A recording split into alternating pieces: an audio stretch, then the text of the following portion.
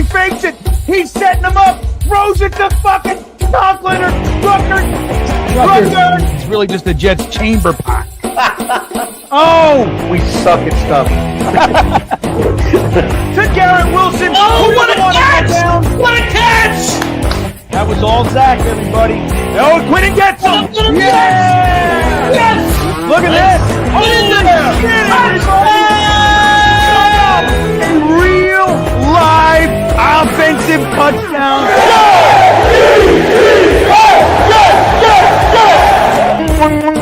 Got pressure. Run, you idiot. Here we go. Oh, that's a catch. That's a catch. All right, everybody. Garrett Wilson doesn't give a shit.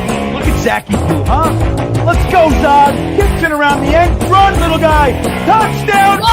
Are you kidding me? I believe in Zod. Let's go, Jets.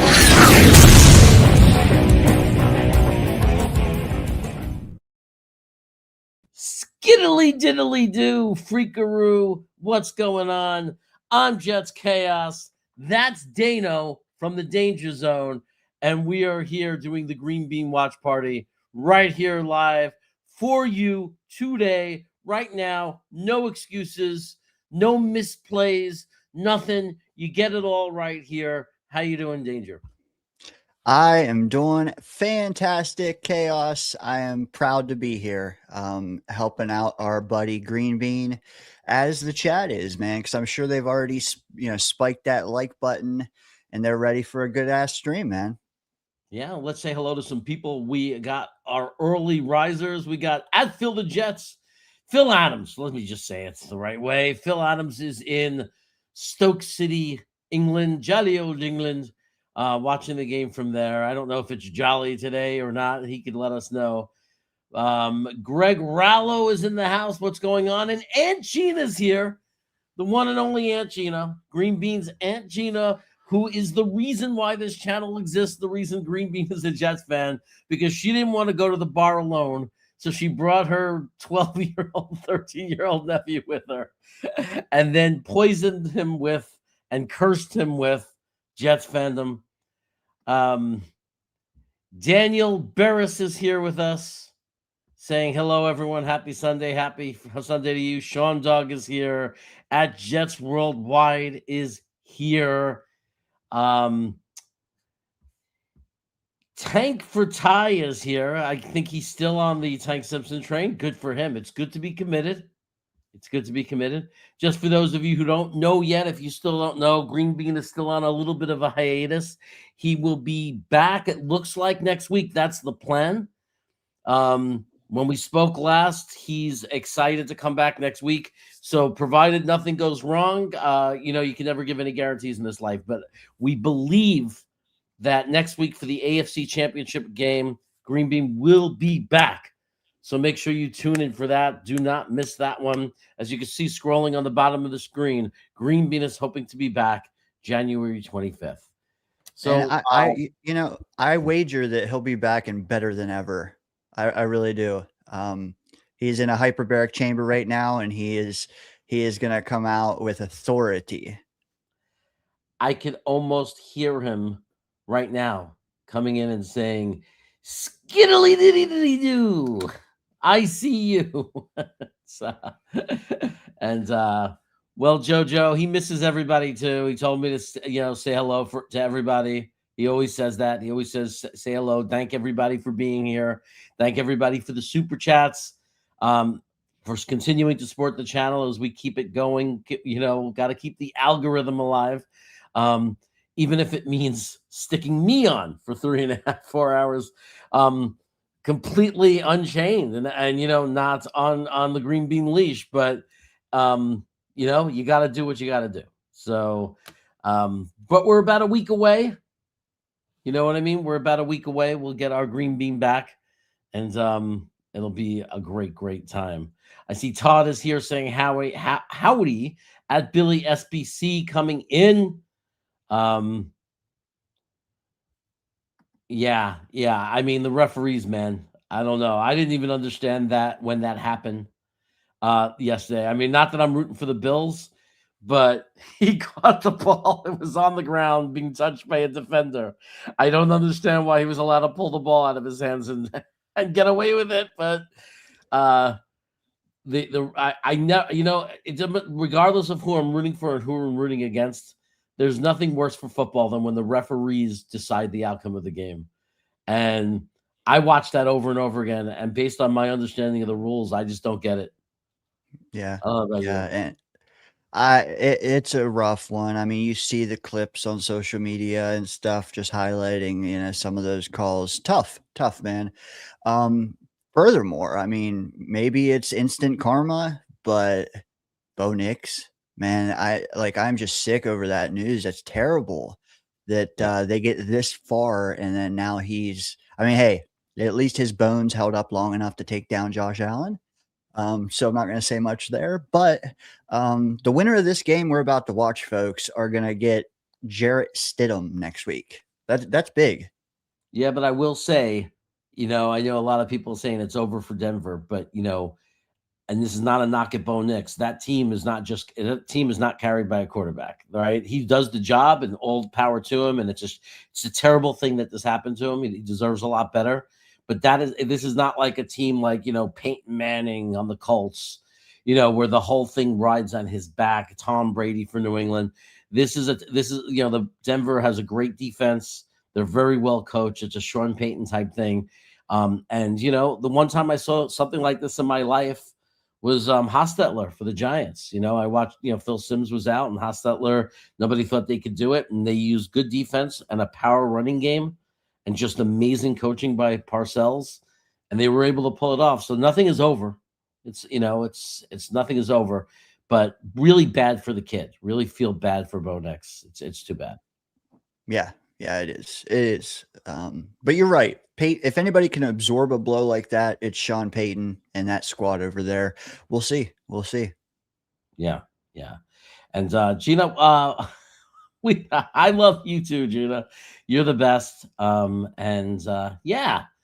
looking forward to Green Bean's return next week. He'll be back next week, Grandizer. If you want to hang around and do your moderating magic, you're more than welcome. It's appreciated.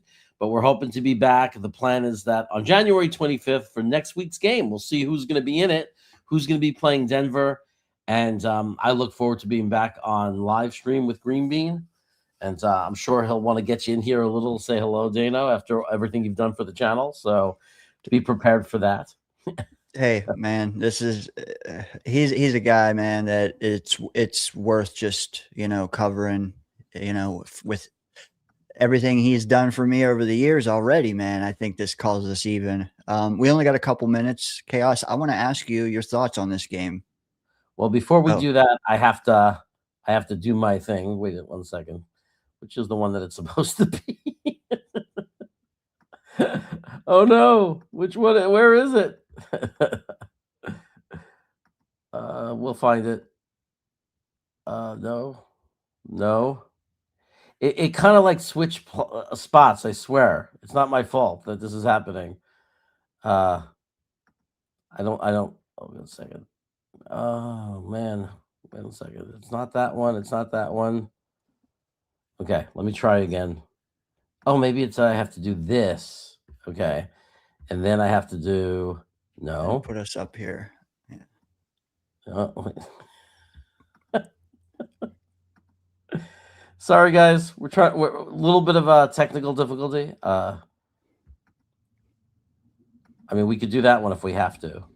I hope you guys have your motion sickness capsules. I guess we'll stick with this one, guys. It's where'd you go? I don't know. But I think you had one where we were small up here in the corner. I don't know. Oh, yeah? You can find that. Yeah, you had it before you put the $20 thing on the screen. I'm looking for it. Oh, there it is. Here we go. Hey, everybody. We're back. Sorry about that. I'm sure they're having a field day with me in the chat right now. Guys, the Sleeper app. Do you know about the Sleeper app? Do you think you know football? Then try to turn your football knowledge into real money. This is the time to do it. It's playoff season, baby. With the Sleeper app, the ultimate fantasy sports app that can turn game day into payday. Just download the Sleeper app and pick more or less on your favorite players. With more stats than any other daily fantasy app. Just choose 2 or more of your favorite players from pregame or live. Pick more or less from the predicted stats. You could win up to 100 times your money if your picks win. Use the promo code GREENBEAN, and you'll get up to $100 match on your first deposit. Terms and conditions apply. See Sleeper terms and conditions for details. Currently operational in over 25 states. Check out Sleeper app today. One of the cool things about it, if you don't want to bet on just the game, you think that Houston's defense is spectacular and Drake May is going to go under 200-something yards, they're going to have an amount of yardage up there, and you could bet on that. And you can combine it with the outcome of the game. You can combine it with how you think the running backs are going to do. You could pick 6 different scenarios. And if you hit 6 out of 6, I know it seems hard to win, right? But if you win, payout, Dano, the payoff, the amount of money you could make, astronomical. And what's the code? The code is Green Bean. Nothing Irish. It doesn't start with, there's no O. It doesn't end with a Y. Nothing like that for, nothing stupid or ridiculous. It's clearly Green Bean. The code is Green Bean. If you're going to do this, it's Green Bean. Yeah. No little apostrophe, and you got to figure out, is it EE? Is it EA? No, we're going just Green Bean, baby. Just Green Bean, baby, all the way for life. Anyway, we're getting closer to the game. Yeah. What do you think the keys are to this game, real quick? What will sway things in Houston's favor? What will sway things in the Patriots' favor? I think that, the one thing that could with Houston is their defense is so good, and it's going to, maybe they could shake up Drake May. He's playing with a lot of confidence, but what do you need? What could take away that confidence is, a defense that confuses him a little, kind of shakes him up, and defenses could beat quarterbacks, right? Like we saw yesterday, we saw Brock Purdy shrink down like a little girl, right? Like, Purdy,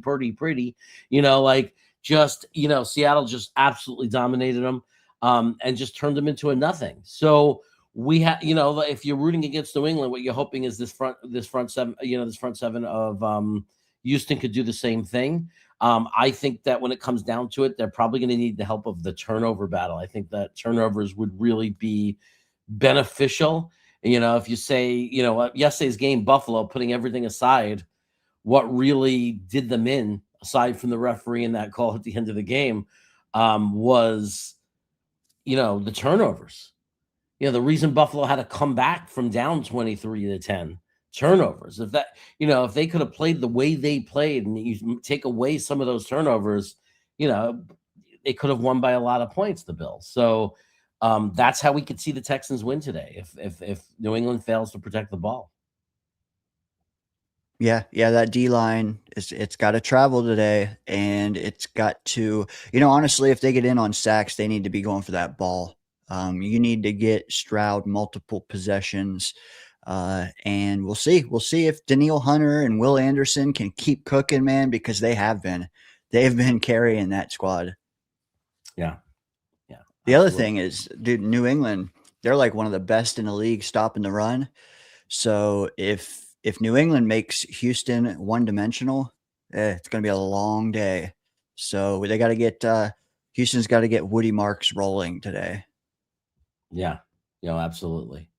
And we're watching Troy Aikman right now. Man, Troy Aikman is better than Romo. I'll tell you, Romo, he called a pass. He said from Josh Allen, he called it a perfect pass. He goes, "That's a perfect pass," and it was so terrible. And and if it could very easily have changed that game if it wasn't so terrible, right? And it was right after the terrible pass to Knox that would have won the game in regular, in the fourth quarter. Never had to go to overtime. He was completely off target on that, and then he throws another off target ball, and Romo comes and says that it was a perfect pass.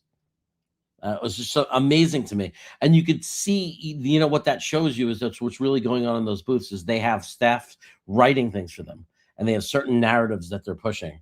And he was just waiting to do the hype of Josh Allen, right? So there's a pass that goes down. Oh, that was a perfect pass, and he, you know, let him down and dropped it. Like it was a total hype job of trying to pump up Josh Allen. Yeah, it was not a perfect pass. He had a wide open receiver, and he threw it way in front of him on the ground. That was not a perfect pass. Sad when you got to think like, you know, maybe they are just using cue cards and stuff. It's like, just react to the game. Don't try to be proactive with your zinger comments, you know, because they don't always fit what we're actually seeing on screen, you know? Right. No, absolutely. And the thing about it is I can't stand when people say, well, he should have caught it because he got his hand to it. You know, let's be honest here. You could sit there and say that all you want. He didn't say, oh, he could have caught that. He could have helped his quarterback. He said it was a perfect pass. A perfect pass would have been in stride, up by his chest and in his chest. That's so he can quickly and easily turn for the yards after catch. That's a perfect pass, right? You can argue, oh, he should have caught it with his hands, or, you know, he came close or whatever. It was a little higher. It's actually a really good pass. You can argue whatever you want, but you're using the word perfect pass. You're saying he threw a perfect pass. There's no, by no definition is that a perfect pass. It just wasn't. Nope. And honestly, like, guys are so athletic. They got 70-inch wingspans. They can touch any ball. It doesn't mean it's a perfect pass. Question, Jeremy and Dano, can you give your thoughts on Saleh getting head coach interviews? Does he deserve it, or should he just stick to being a DC? Well, I'm not going to sit there and judge him for taking the interviews. Like, when you say should just stick to being a DC, who am I to tell him what to do, right? Like, if I would have gotten hired as a principal from an assistant principal in a school, and then it went like crap, right? And then I went back to being an assistant principal.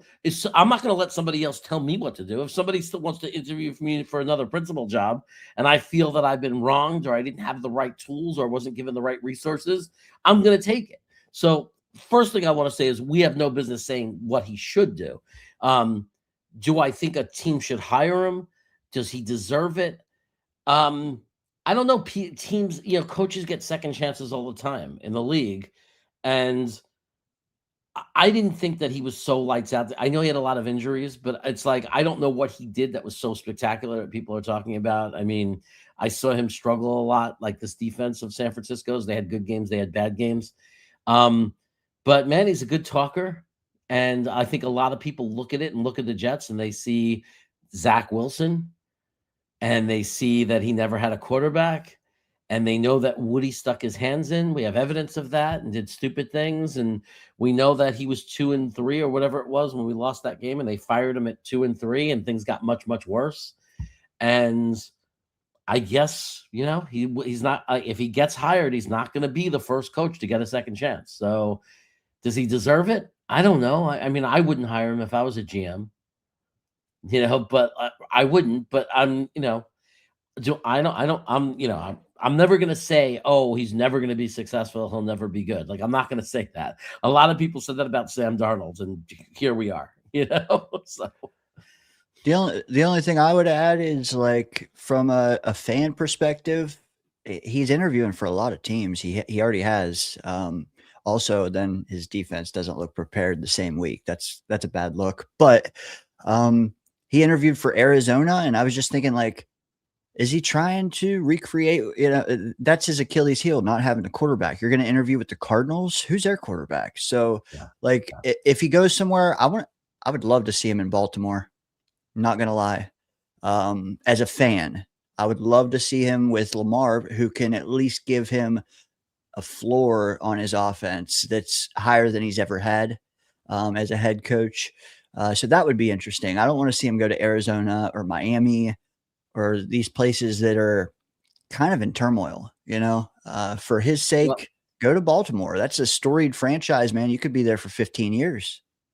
Well, there's no excuses. He has Lamar Jackson, and they have a lot of great personnel on defense. So can you imagine, like, if he could turn that defense back to a top 5 defense, which he shows he could do?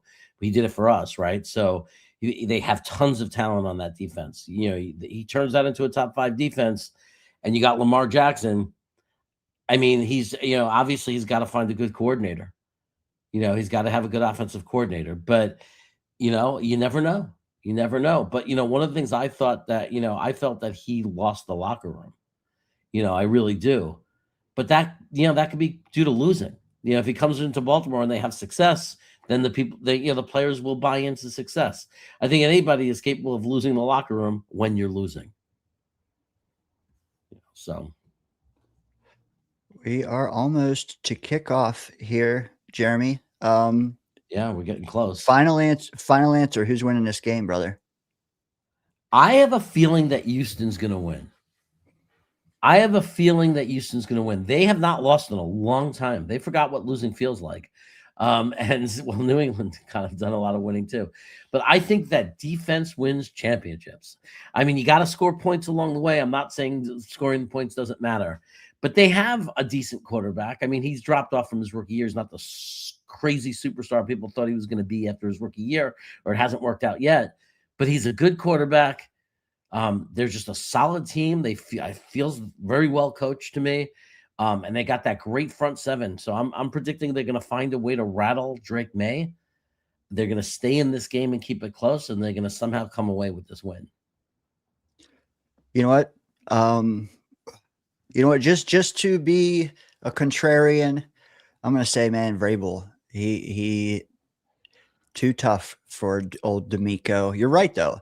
Houston's clicking. They won, 10 in a row? The other thing, though, is I saw a stat today. Houston Texans are 0-6 in the divisional round of the playoffs. If they were to win this game, be the furthest they've ever made it since expansion team turn of the century. Oh, baby, I'm lonely. Yeah. So story-wise, NFL-wise, I want to see Houston win for sure. Especially in a playoffs that doesn't have Mahomes. Now Nix is down. Josh Allen's gone. Dude, Drake May getting one in his trophy case this early is not a good sign, man. Not a good sign at all for the AFC East. Yeah. No, I agree.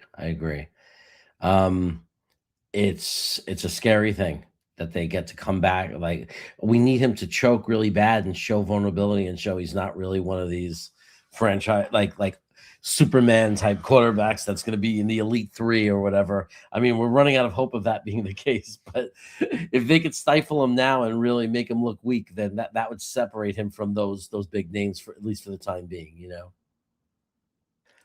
I do. I worry that Houston won't be able to run the ball.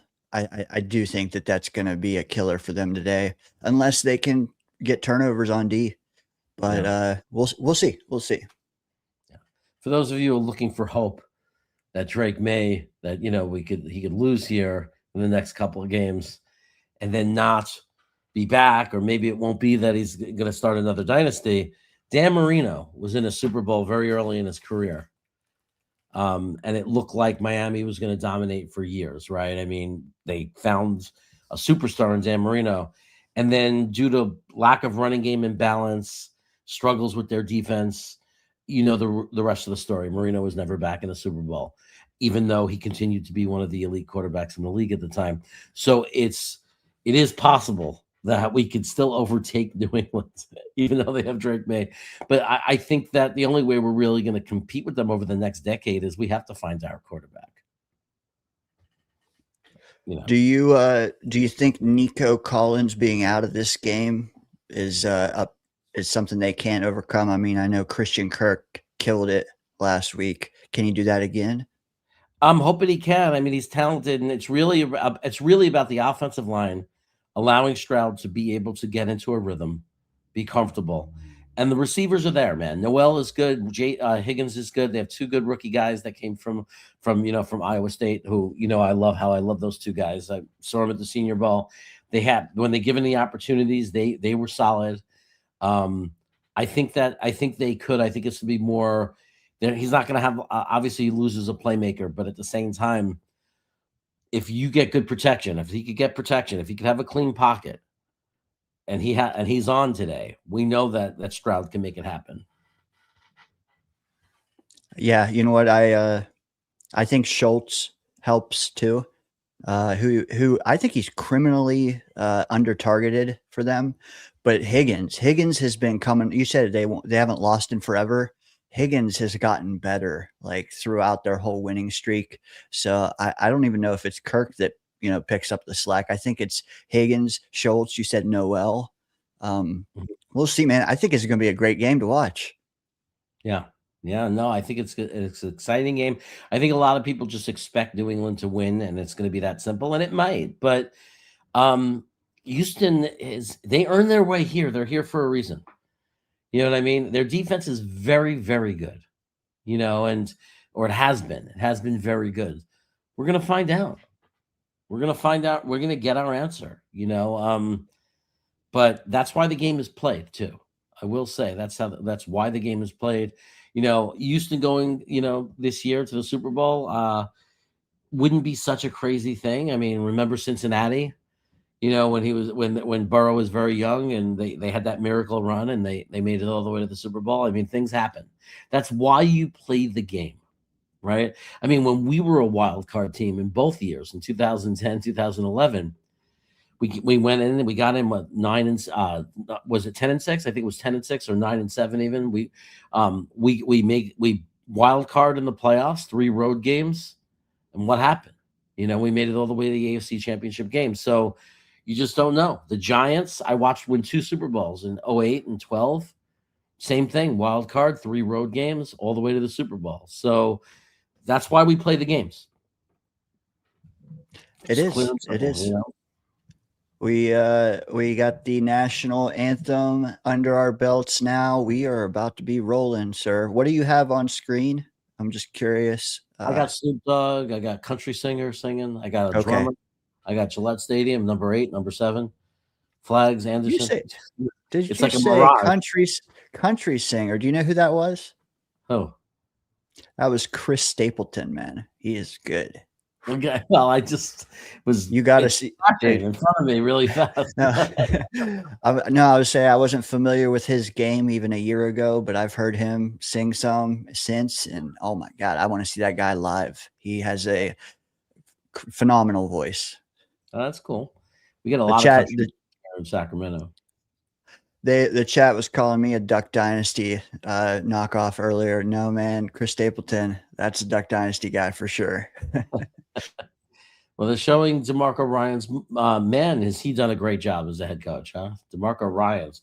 Sometimes it just comes out of nowhere. You just don't see it coming. That's, and maybe one day that'll happen to us. Maybe one day a coach will come in, whether it's an offensive coordinator or a defensive coordinator or a head coach, that maybe one day we'll hit the jackpot and get that up-and-coming star that nobody saw coming, I know it's wishful thinking, but that's why we're fans. If you've lost all hope in that happening, then what's the point of watching, It's like, yep. What else could we do but sit and hope it happens to us one day? That's something that we get, like as Green Bean would say, that we get to have nice things. We deserve it. Yeah. Kickoff is coming. That's right. Billy trying to do our job, letting everybody know that the kickoff is coming. Bradigan would love to see Green Bean. We would love to see Green Bean. We'll have him next week. And then I could relax and just be the guy that just waits to be asked questions and not have to do anything. I've been on both sides, and let me just say, being the guy that is reactive instead of proactive, it's not a bad chair to be in. Right? I realize how good I have it when Green Bean's here. I just get to sit there and react. I don't got to think about anything. Yep. I don't got to read ads. I don't got to do anything like that. But 178 of you in here. I don't know how many people are hitting the like button or aren't hitting the like button, but to hit those milk tones for Green Bean, smash the like button. You can hate me, but you love Green Bean. So do it for Green Bean, everybody. Remember, all super chats go right to Green Bean. It goes to, keeping the lights on for this channel. When he gets back, he's going to need to see that those super chats came in. It helps him out a lot. It helps the channel. So be generous for Green Bean and know that it all goes to him. Me and Dano don't take a cent of it. So don't worry about that, because I know you don't want to be giving us money. All right. Where are you at here, Jeremy? I got Josh Daniels on the screen. I got 424 snaps. throw, pass, incomplete. You got that? What's the game clock say? 20, 34, 33, 32, 31. We're good? Where are you? They took it off for me. Oh, they just took it off for me too. Okay.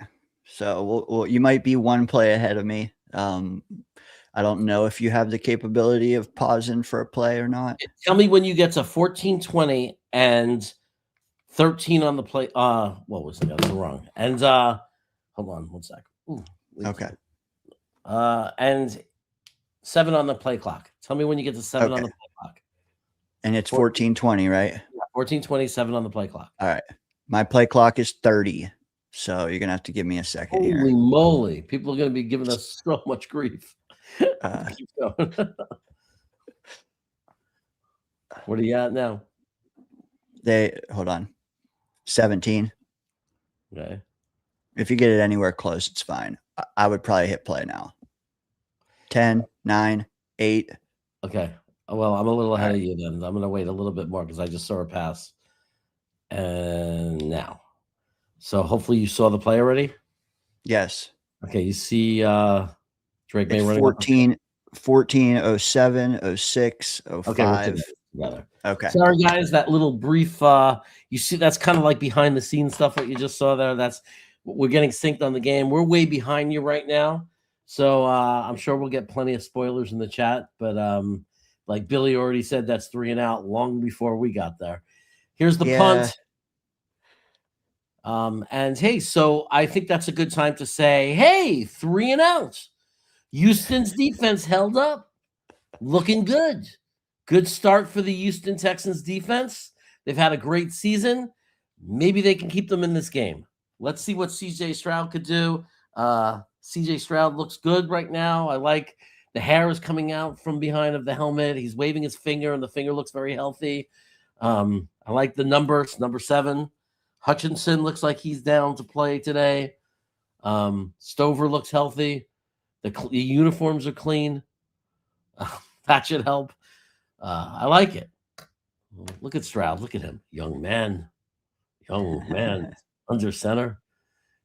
Fakes the handoff, turns the other way. Throws a little flat pass that is off target. Definitely. Come on, Stroud. Get the jitters out of the way, right? You're on the road. You gotta. You look like Ty. Hit the easy stuff. You look like Ty Simpson on that play.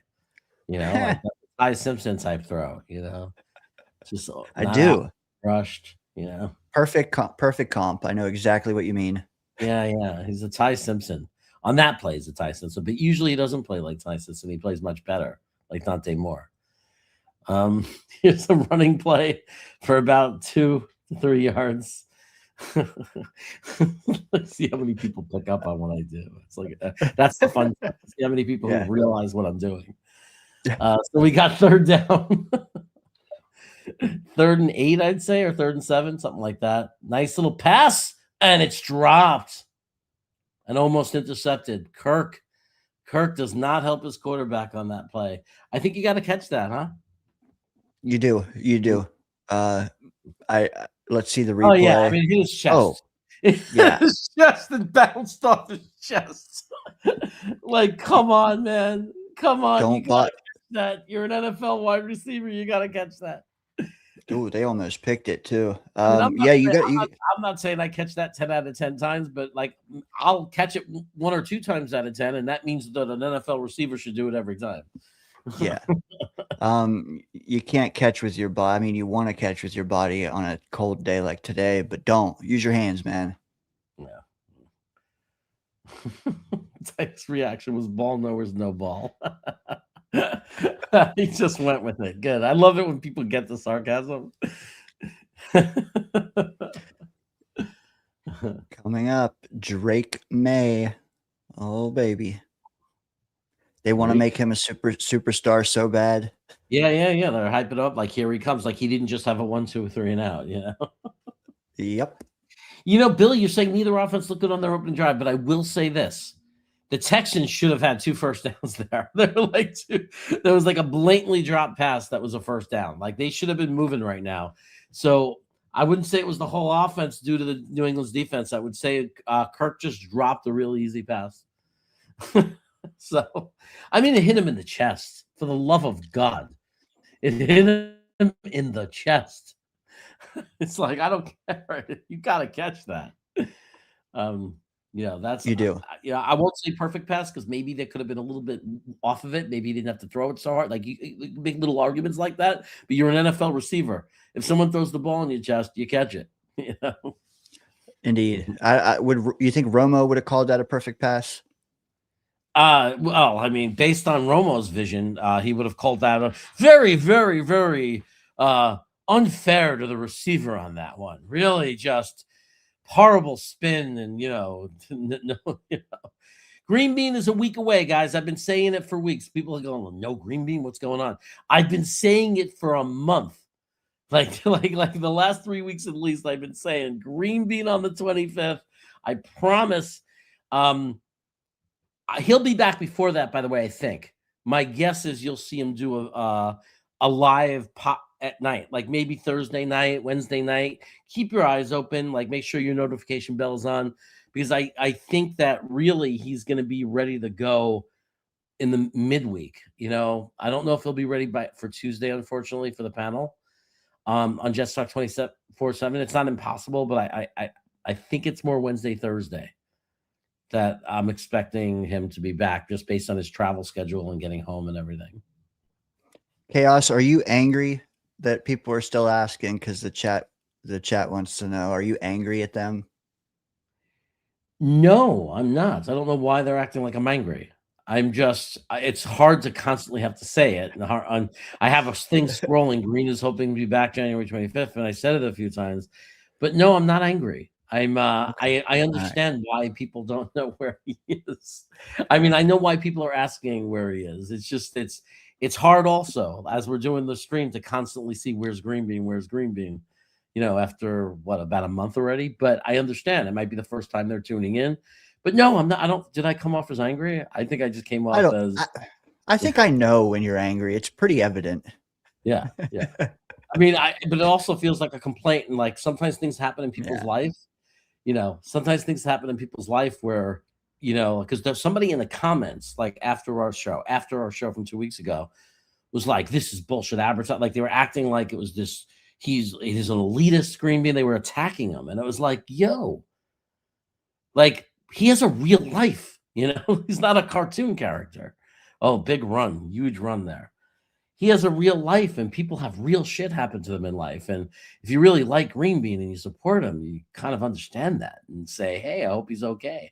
And that's what most people have said. Like, hey, I hope he's okay, and people have been great about it. But no one's intentionally causing this. Like Green Bean wants to be here right now. He wishes he was here right now, Yep. He will be. He'll be back next week, and everything will be fine and happy.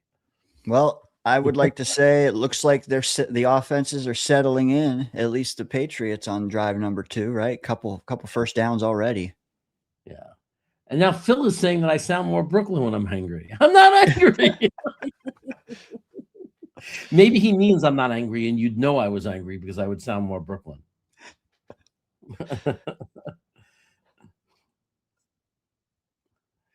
I think that I'm anxious to have him back, right? As everybody else. That's what it is. The hardest part about this is having to protect his privacy and assure everyone he's okay, but also protect his privacy. It's not easy. So Boss Girl kind of has guided me a little in this process, like by saying, well, what you said there made us nervous. So you don't have to be nervous. The whole point of showing you he's going to be back is what's telling you he's okay. Because he'll be back. If he's not here next week, then you can come for Chaos's neck, Oh my God! If he's not back next week, it's gonna be a shitstorm. But you did tell them the championship game, so yeah. But again, some of these people might not be here every week, so they do wonder when they just pop in. All right, Diggs. New England is moving the ball now, like in a major way. So Diggs, who's allowed to play, even though a woman has marks all over her neck from strangulation. But that's who the NFL is now, innocent until proven guilty. It used to not be like that. When you were arrested or charged, they used to, and there's so much. You're out till you get it resolved, basically. Right, he gets the play though. He gets the play. All right, they're going for it. 4th and 1, they're going for it. This is huge right now, right, boss girl? Huge. Drake May throws a perfect pass, and it's a touchdown. That was a perfect pass, I think. I have to watch it again, but it did look like it. Yeah. Threaded it, and the defender fell, I believe. So that was what they absolutely didn't need. They absolutely didn't need to fall behind. And not only we're not talking about 3-0, but to fall behind a touchdown was absolutely what we did not want to see, and it happened. And they did it on 4th and 1. On 4th and 1, but it looks like they did it pretty easily for most of that drive. A lot of big running plays, only 6 plays total, 6.6 yards per play. Only took a little over 3 minutes. What do you make of the people saying the game's over? I wouldn't say the game is over. I would say that they took a very big blow right now, and not the good kind. Grandizer says, Jeremy, will you and Dom C be doing your top 10 prospect position segments this season? It is so informative. Love it.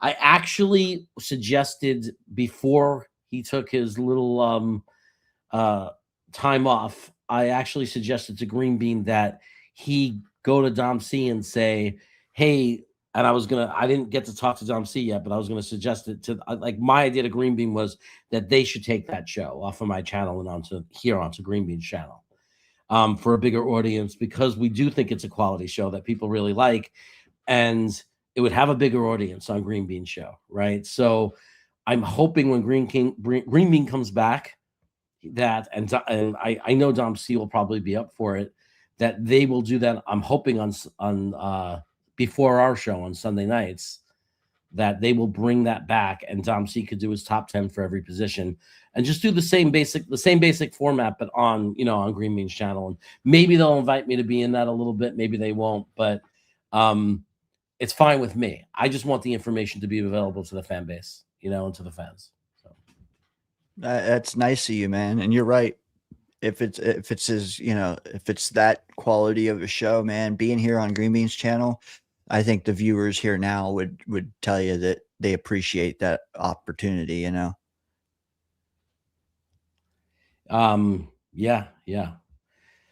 It was, no, I mean, it's just, it was just an idea. We were talking about doing more on the chat, on his channel, building his channel up. And I was like, well, 15, 20 people are watching on my channel on Sunday night. And sometimes, even if it's 35, he could have 350 people watching, or 200 or whatever it is. And a lot of people get to see it and appreciate it, And Jeremy, you and Dom did a great job last year. Well, thank you, Educator. I appreciate what is Boss Carl saying. Jeremy, if there was a Jets due to strangle the woman, allegedly, he wouldn't be allowed to play, but the Patriots get special treatment. Maybe so. I don't know. It seems like Kansas City and New England, man, their players could just kill people on video. They can go get into car accidents and run away on video and still get to play until their court date, which is just unbelievable to me. Yeah. But they might even have Aaron Hernandez play next week. Yeah.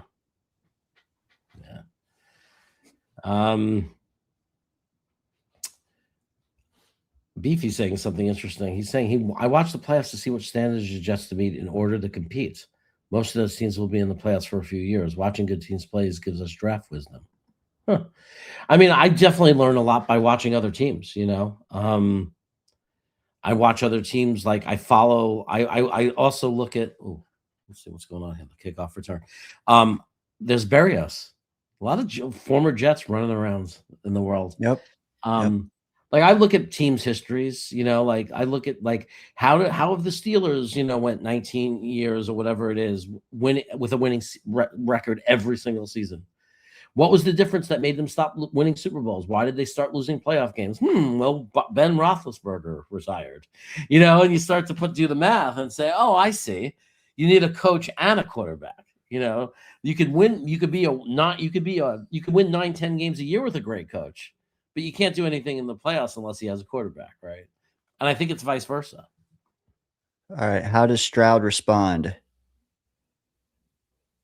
With a running play where a helmet came off. Woody Marks, gain of 3. Yeah, you're right. Lost his helmet. Hey, dude, they're tough against the run, man. Yeah. So Berrios was released by Miami at one point. He must have gotten picked up by Houston. I mean, I guess he's a WR 5-6 guy in your team, right? I mean, he could return as a punt returner. He could, he's like, I know he's had good games as a slot. I mean, he's rosterable, clearly. Just don't throw it to him at the end of the game, with the game on the line. Right. Exactly. Oh, man. That wasn't intercepted. I mean, he almost did him a favor. Because it was third down, but still, I don't even know why he didn't intercept that. He just kind of knocked it down. Why didn't he just catch it, the defender? There was some hand fighting there too. It looks like they're letting them play. I got to watch it in slow motion.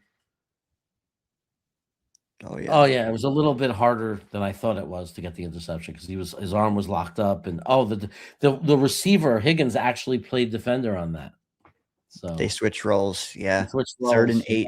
Big one. Big 3rd and 8. Yeah. Let's see this. Stroud, come on. We need you now. A lot of time. Ooh, nice little turn pass. And look at that. Schultz. Wow. Tight end. See, I like that. It was a great play by Schultz. This is not a criticism. Man, in my day, we had guys named Mark Bavaro. We had guys named Jeremy Shockey.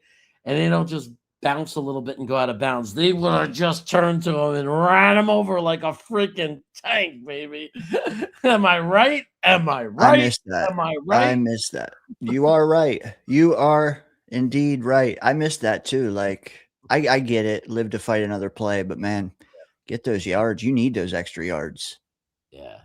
I just missed that kind of football. That's the one thing. It was hard to hate the Giants when I was a kid because Bavaro. You want to talk about watching the standards and watching what you needed to do to be good. You need to have players like Mark Bavaro on your team. That's what you need to have. Like Jackson Hawes, man. Oh, we could have had him last year. We interviewed him.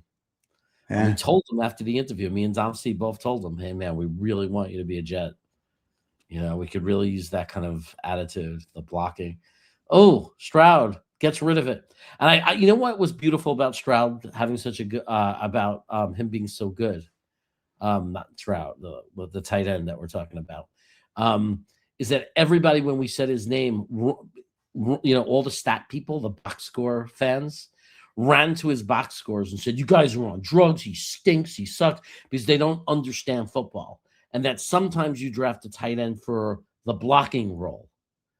And what was nice is I saw him get a touchdown, like a nice big touchdown, but the point is you need look at that. It was almost interception. You need a tight end 1 and a tight end 2.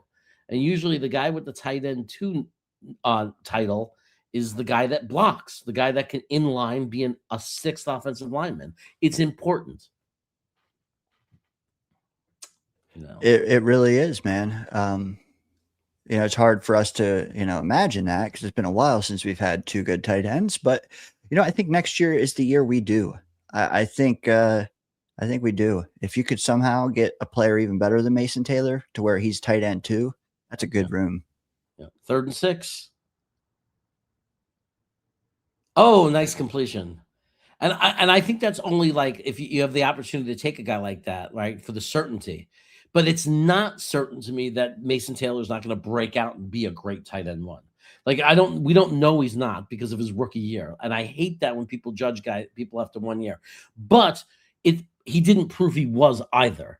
So we're still in uncertainty. So again, at 16, if Lemon's off the board, if Sonny Styles is off the board, and you're sitting there and you want to take Sadiq, it's not like Mason Taylor did anything that made us say, don't take him.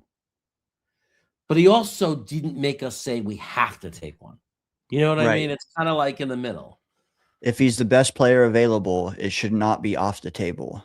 It's definitely not because we don't have proof. It's the same thing with A.D. Mitchell. Oh, yeah. People saying, he could be, that's a face mask. He could be really good WR2. Like, look at how he played. And to me, A.D. Mitchell, I wouldn't say, I don't know what his ceiling is. I don't know that he can't be good. He's only played in the league 2 years. But I also can't say that he's a WR2. That I'm, like if Lemon is there on the board, you take him, So, we got some guys. Can you grab that, Phil Adams? I'll do it from StreamYard, but man, if you can grab them on YouTube, get rid of that. Get rid of that nonsense. I'll get it again. Ban user and their comments. Okay. Second and goal. That was a big first down, by the way, that we missed. It was 3rd and 6. We got a nice pass play. This is huge right now. We really need them to score a touchdown right now. We really need them to score a touchdown. He threw 2 balls already that could have been intercepted. He's been getting very lucky. So and they're deflected. They're deflecting the ball very well. Yeah. Nice little pass there fell just short. Don't fumble, Schultz. See what I'm saying? Mm-hmm. Like, don't fumble. If it was Bavaro, man, he just walked right in. Let's go. 3rd and goal. I got to tell you, man, I grew up watching the Jets. I was more of a Jet fan, but I didn't hate the Giants as a kid. I watched both games with my dad every week. And there were Giants players you couldn't help but love, man. Like, who the Wayne Corbett of the Giants was? Like, as far as loving his heart and everything? Phil McConkey. Like, it was like he was such a lovable player. Any relation to Ladd? No, I don't think so. I see a flag. Yeah, I see a flag. Yeah. So I see a touchdown, but a flag went. So what we're hoping is it's against New England. But usually it's the holding in those situations, so we'll find out.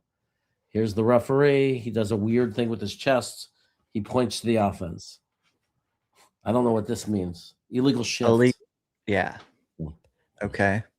So, oh man, a lot tougher to score when you're on the 8. Yeah.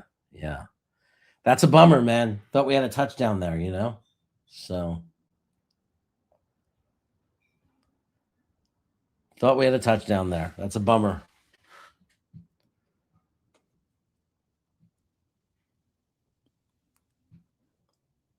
I got a friend who's really needs Houston to win.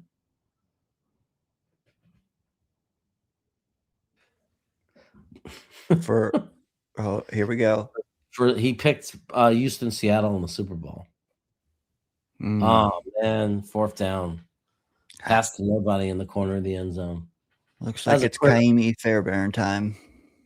Yeah, that was a critical penalty. I don't know if it really was a penalty or not. I can't hear the announcers, so I'm not going to pretend I know.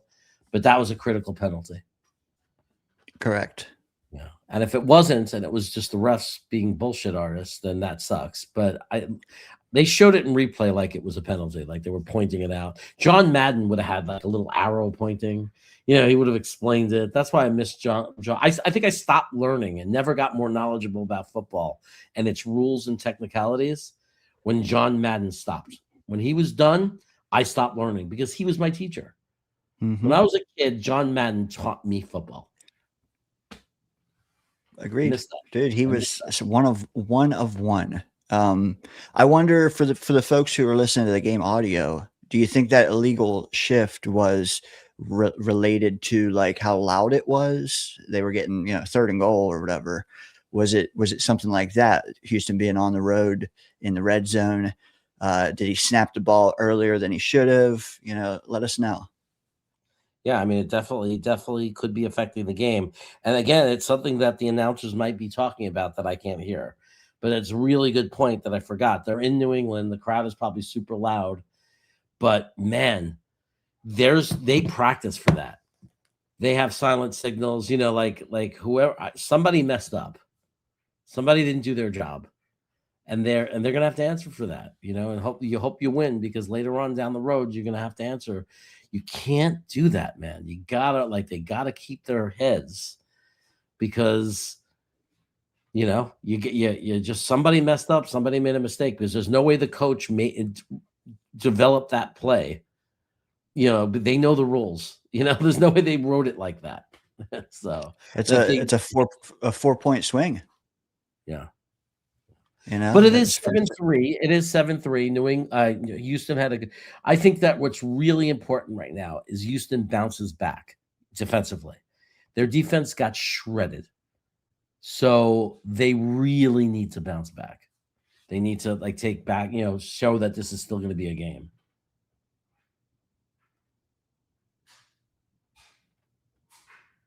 Yeah, so Beefy with a nice comment here. I like this. I like juicy comments that adds. It's kind of like a yes and, like improv. You know what I mean? Beefy said, yes, and the closest persons to teach like John Madden after John Madden were Jimmy Johnson and John Gruden. I agree. They were both wonderful.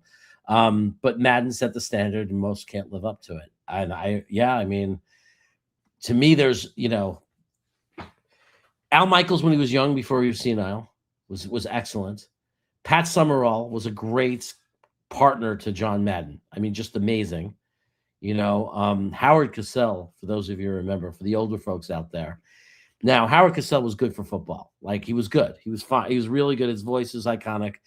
But granted, it wasn't his best sport because, Howard Cosell was boxing. That was his. But Howard Cosell was boxing. He was boxing. Like John Madden was the football. Howard Cosell was the boxing. Man, you're old. Yeah. I'm telling you, man, you go back, you watch a YouTube video. We got Kickoff, by the way. You watch a YouTube video, you look up the fight, Sugar Ray Leonard versus Hearns, the Hearns-Leonard fight. Fumble. New England's on top of it. I was cursing Howard Cosell out that fight because I was a Sweet Sugar Ray fan. Mm-hmm. And that fight went back and forth and shifted momentum. It was maybe one of the greatest boxing matches ever. And every time Hearns started, he would be like this. Sweet Sugar Ray, he's unbelievable. He's unmatchable. He's so fast, so quick, making the punches. Oh, no, but he's not because Hearns is stronger. And Hearns takes over the fight. Sugar Ray is in trouble. He's overmatched. And I'm sitting there going, fuck you. That's bullshit. Why are you? I was just going freaking crazy. I was so mad. And then Sugar Ray would take over again. He goes, oh, no, but you can't stop Sugar Ray. I was like, oh, yeah, now you're saying that, you freaking liar, right? And Sugar Ray takes over, and he's got Hearns. He hits him on the chin with the left. It was just so good. It was so good. That's a good recreation, man. You gave me some goosebumps there. Down goes Frazier. Down goes Frazier. I didn't even think of imitating Howard Cosell until I saw the movie Better Off Dead, and I saw the two Asian guys doing it. You ever see Better Off Dead? They pull up in the car. The two Asian guys have a microphone and a bullhorn hooked to their car. And what they do is they ride up to cars to challenge them to races. And the explanation is by John Cusack in the movie Better Off Dead is they learned English by watching ABC Wide World of Sports. So they just will pull up to people in their car saying the intensity, the anticipation for a race of the century. It was great. Did that slip out of his or deflected? Deflected. That looked deflected. Yeah, it was a great play. Great play. Oh. Yeah, so third down. Third and 10. This is what they needed, guys. This is what they needed. They need to stop him here. Go get him. Go get him. Oh, they had him on his. Oh, a fumble? Is that a fumble? Is that? Oh my God! The ball's still loose. The ball's still loose. It looks like New England got it, but all the way down the 2-yard line. So now it's what, 2nd and 32? It's 4th down. 4th and 32. 4th and 32. Was it a fumble? Oh, I don't know if his hand started moving forward. Does that count as moving forward? He was stopped. We're gonna find out. He started to. Was like. If it's moving forward, it's by a millisecond. It'll be a tuck roll or some shit. Oh no, he's punting from the end zone. Okay. He punted from the end zone. It was wobbly. Someone may have hit him. And now, good field position, hopefully. Good. Is go. Oh, that was Noel. Oh, I like Noel. Noel, I saw him at the Senior Bowl.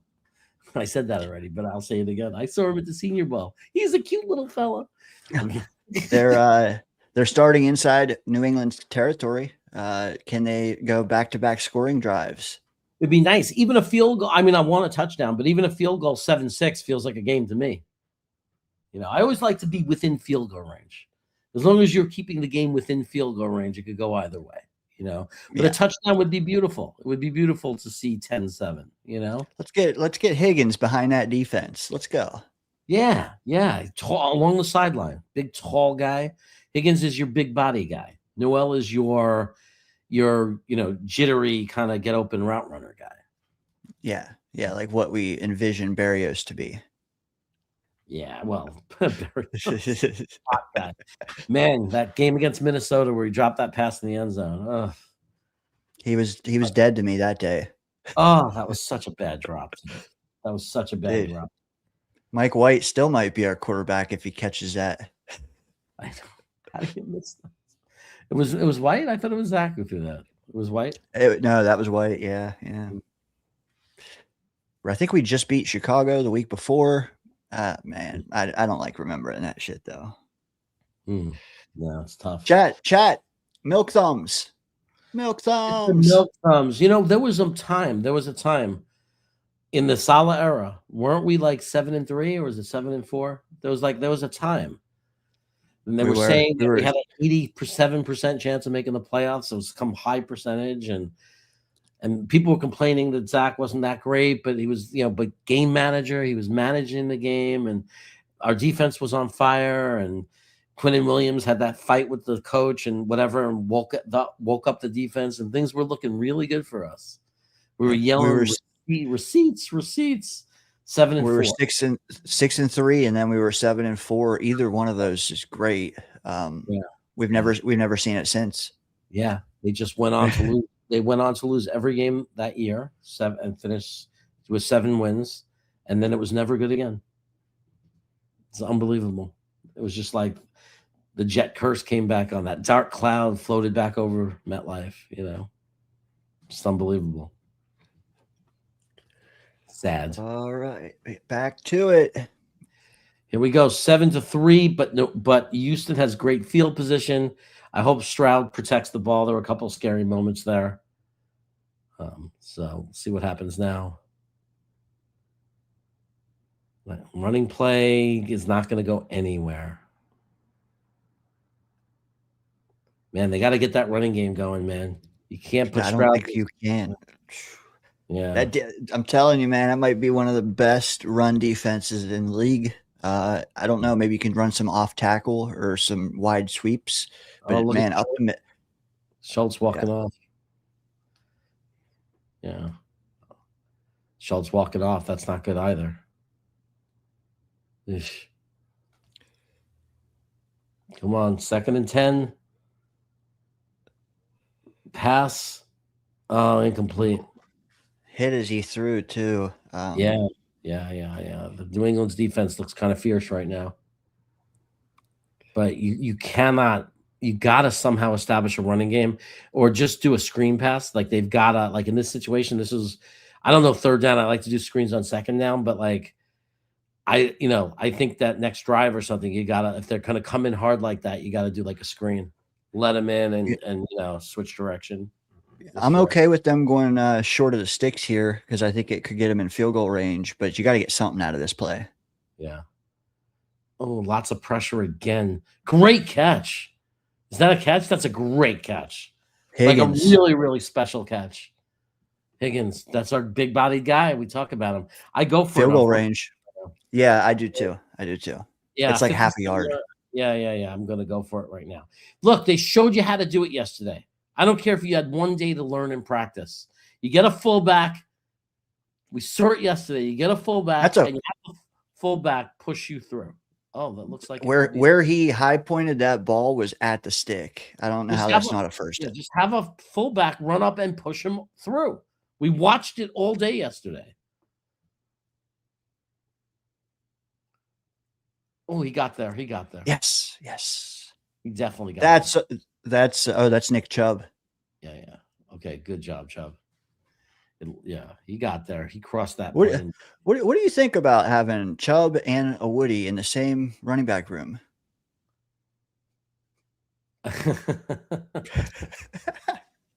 I think you sounded like somebody else that I know who likes to talk like that. Dalton Schultz, questionable. Calf. Oh, so it's not diarrhea. Somebody said in the chat it was diarrhea. Oh, no. He's not in bounds. No good. Yeah, no good. That's no way did he come down with that in bounds. No way. There's no way he was just in the air. Yeah, 0 feet. Oh, the knee, though.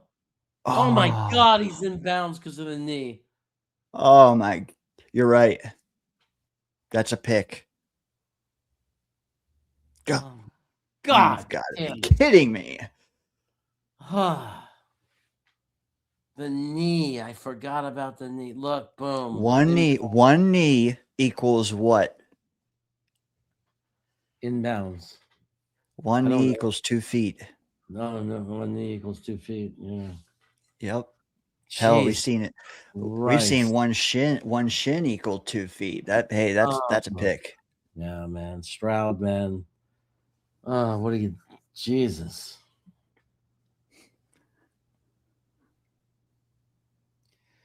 He just did not progress as a quarterback. He was so good his rookie year. You thought he was the new Deshaun Watson. Like he was so good, and then boom. It just never got better. Then he had to do all these podcasts after his rookie year and talk a lot of shit, and he's never been the same since. Funny how that works. Yeah. Did anybody notice I don't know if you've noticed, the popularity of watches is back, like this big thing with Rolex and all these different kind of fancy watches, and everybody has to have a $10,000, $15,000 watch now. I have not noticed, with the exception of like some of them are even getting robbed for the watch. It's like, is that the best investment? I mean, it's totally for show and feel. It's like it's just jewelry now because it's certainly not used as a utility, right? To know the time. I love it when I see some of those videos when there's like, because I see a lot of these watch videos where they're selling them and they're like, and it still tells perfect time. Like, who the fuck cares if it tells time? That matters, Like it's like we all use our phones for the time, But like, I just like noticed that, and like I remember as a kid when I was young. This will show how old I am. You spent $1,500, $2,000 on a Rolex. There was a shitload of money, and now, that's considered a piece of garbage of $1,500. Like it's more embarrassing. You may as well just wear a Casio. Like, because it's like if it's not a $10,000 or more watch, people are just not impressed.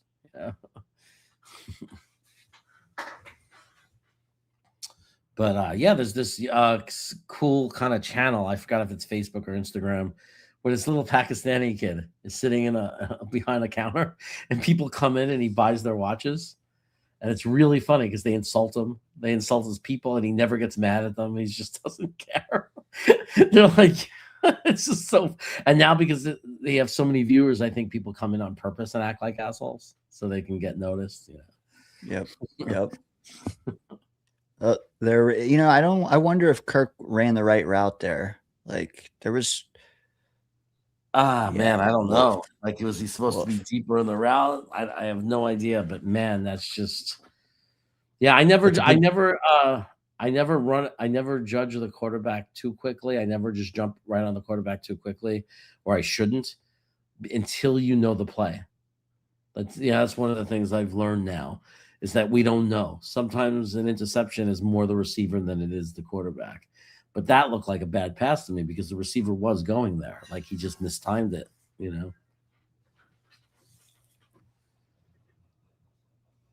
But I do. Sorry, go ahead. Oh, no, yeah, call this next play. 2nd and 5. Drake May under center, fakes the handoff, takes off with it, and gets the first down, but fumbles, maybe. They're saying fumble. Houston's saying they got it. And the referees say what? He's waving his hand like this. What is he saying? Now he's saying Houston ball. So's the other one. Was May's knee down? We got to see this again. But hey, early indications are Texans ball. That's a fumble. That's a fumble. A fumble. Yep. It's a fumble. It's a fumble. Fumbleaya. Fumbleaya. Fumble. Fumbleaya. Fumble. Fumble. Fumblingy. Hey, there's that D line answering the call. Fumble. There you go. There you go. Now that's what you can. Okay, they switched the game clock, added 8 seconds. Now, hey, you got to get in that end zone, Houston. You got to while the momentum has shifted. You got to get in the end zone. You got to get that football and cross the plane. They're starting at the 27-yard line. CJ Stroud throws a pass to it's not Schultz anymore, it's Higgins. Higgins is so big he looks like a tight end sometimes. He does. He is such a big right. receiver. Man, I love this kid, man. Saw him at the Senior Bowl. Guess I didn't mention it. And by the way, Brady Cook was an undrafted free agent, for those of you who don't know. Fun fact. Damn. Okay. 2nd and 5. 2nd and 5. It's a juicy 5, though. This is when you take a shot at the end zone. No, he hands it off, goes around the ends, and he powers his way to, I don't know, maybe he needs another inch. I think it's going to be like 3rd and inch. 3rd and inch. I don't want to use the S yet because it's that close. It could even be a first down, technically. I don't even know. It looks like he came like an inch or two short.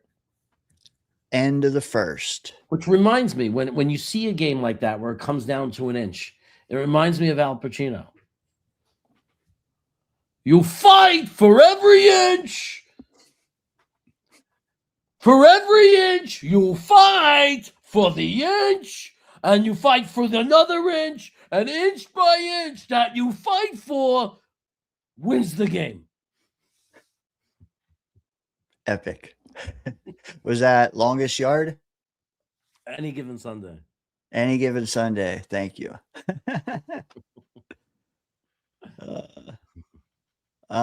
Texans D showing up in front of your face. Beefy likes that. BBA does as well. You got any dog day afternoon? I got City Hall. I choose to fight back. Or Son of a Woman. Hoo-wah. 5 years ago, I would have taken a flamethrower to this place. You said you had a guy that you needed Houston to win. Why was that? I need Houston to. I got a friend who needs Houston to win because they got Houston and Seattle go to the Super Bowl. Hey, that can happen. And they took it around Thanksgiving. They made the bet. So it's going to pay nicely. But this guy likes to cash out if they offer him money. He gives into it. He gives into cash outs. He doesn't have he can't stick through the whole bet. I made a couple of bets with him and we were winning. And he kept sending me a text, let's take the cash out. I'm like, no, $150 doesn't change my life. We could win $2,200. I'm not going to cash out for $150 when I got 4 out of 6 going my way and 2 to go. Like, I'm not cashing out for a couple of $100. You know, I was like, no. See, and that's why when you do a big bet like that, just break it up. Like if you want to put $100 down, do the same $50 twice. And then if you do want to cash out, maybe you just cash out one of those. But when it's all in one lump sum, one bet, dude, the cash out's never worth it. Yeah. I can't do De Niro. I don't think. I mean, I could try. Go. Talking to me? I don't see anybody. You talking to me? But I'm better off doing like the Emperor Palpatine. That's my guy. Nobody does the Emperor like me. I do the Emperor. We might need to hear that if Houston scores a touchdown here. Yeah. Let us know in the chat if you want to see me do Emperor Palpatine from Star Wars. We got the start of the second quarter. It's 3rd and 1. I don't know. It looks like he First down. 4 out of order. And Johnny Cook and Billy B and Billy C. Fuck you too. A bad man. What does it mean to be a bad man? He's not a snitch.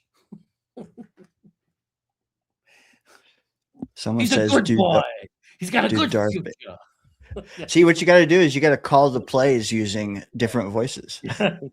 He's running the ball. He almost got there. He's about 4 yards short. He's fighting for inches.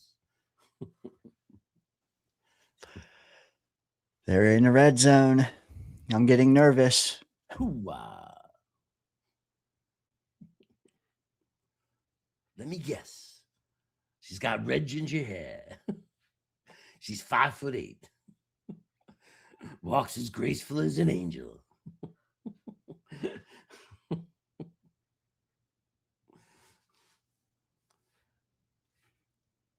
He's not a snitch. Ladies and gentlemen, Foo Fighters. Handoff. Went nowhere on 2nd and 4. Nowhere. You couldn't come up with a better play than that? Come on, man. We got a touchdown. We need a touchdown right now. We need a touchdown, and I'll do Emperor Palpatine if you get me a touchdown. Come on. I think he needs a tighter helmet. What do you think, man? He definitely isn't that the second time it's come off? Yep. Yeah. Maybe he doesn't like it tight. I don't like that tight helmet, man. I'm gonna wear a nice loosey goosey one. Okay. Here we go. He's got the snap. It's 3rd and 4. Come on. We need a touchdown here. Come on. Let's get back in this game. He throws to the end zone. He got it. He got it, right? He caught that. Who's that? Is not Noel? Noel. That's my boy Noel. That's my boy Noel. Oh, no, Kirk. Kirk. Captain Kirk. Touchdown. Captain Kirk, baby. Let's freaking go. We got a game, baby. Captain Kirk. Spock. We are men. Bones. Where are? Tell me something good, Bones. Scotty, do we got hydropower? I need more speed. Great pass. But also, if that corners can't look and find the ball anymore, man. And there's your extra point, and that will get us that'll get us some celebration. I think that, hey man, what the hell? Let's hear it.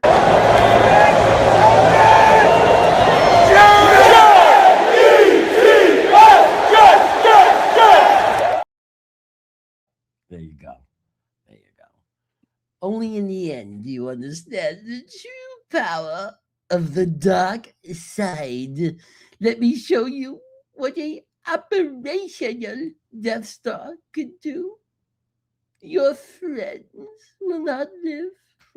We are quite safe from your friends, young Skywalker. Well done, sir.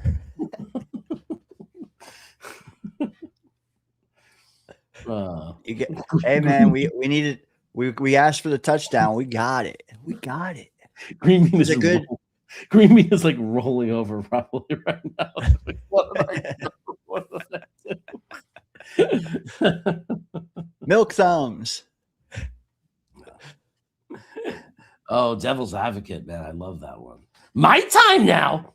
It's my time. Super Bowl. It's the Super Bowl now. Title fight. Me versus God. That film is epic. I think I've seen it a million times back in the day. So good. Yeah, so good. Young Keanu, right? Young Keanu.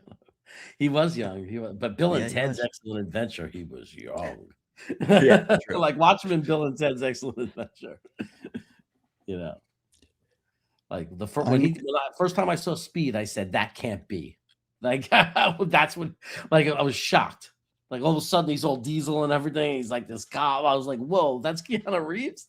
Speed was a great one too, man. I probably saw that 100 times. Yeah. Oh yeah, that was great. Sandra Bullock. So here we are.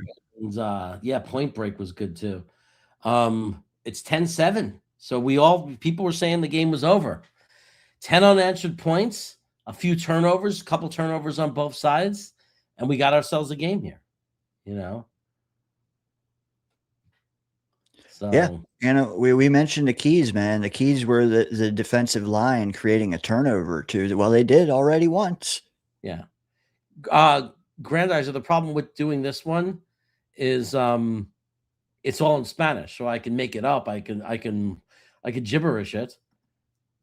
Estamos todo estito a boom boom este apartmento. Here's the return. Somebody tackle. Oh, nice tackle. Got him down. It's going to be a 27-yard line. When I was a kid, man, you were just happy to get it to the 20-yard line. Now it's like that's become, today's 20-yard line, today's 30-yard line is yesterday's 20-yard line, Yeah, you know what? I can honestly say I took advantage of our return game getting out to the 40 every time. Now I start seeing these other teams and they're lucky to hit the 25. It's like, man, we really were good. Yeah. I think that cap, I think they did some science. They did some testing on it and says, yes, it reduces almost an interception. Beautiful defensive play. But yeah, I think those weird looking caps that they wear do help, like reduce the shock or the amount of trauma to the head. I mean, it hasn't hurt the game at all in any way. Some players like to wear it and whatever, and they can wear it. It does look a little silly. You take a double take when you see it. It looks like a little cartoon. It looks like that alien from the Flintstones that would pop up. That little alien with the big head. It's like, yeah, or like Aaron Rodgers in his Jets helmet. Yeah. Running play for about, I would say, 2 to 3 yards. So it'll be like 3rd and 6 or 7, I want to say. Tony says that the Chaos double cheeseburger will help the Texans win. He always comes up with them. What's up, buddy? How you doing, Tony? The Chaos package, baby. So we got 3rd and 7. Big play. Bad weather's getting worse. Let's stop them here. Get some momentum. Keep the momentum. Here comes the pressure. He's under pressure. He escapes. Oh, he keeps escaping. Come on, you wusses. Somebody learn how to tackle in this league. They're making these quarterbacks look like they're the most phenomenal freaking athletes in the world. The way they just can't seem to tackle them. Just like you had your arm on him, grab him. Grab the jersey, something. He has that bib on the front of him. Grab the bib. Yeah. Hunter went inside on that, and there was no one to contain on the outside. Ugh. Yeah. An interception would need to happen. Hopefully, I'll take an interception. What's that? What just happened? Looks like a sack or something. Handoff left side, nothing. Good. But man, that was frustrating. I hate when a quarterback so easily run for the, I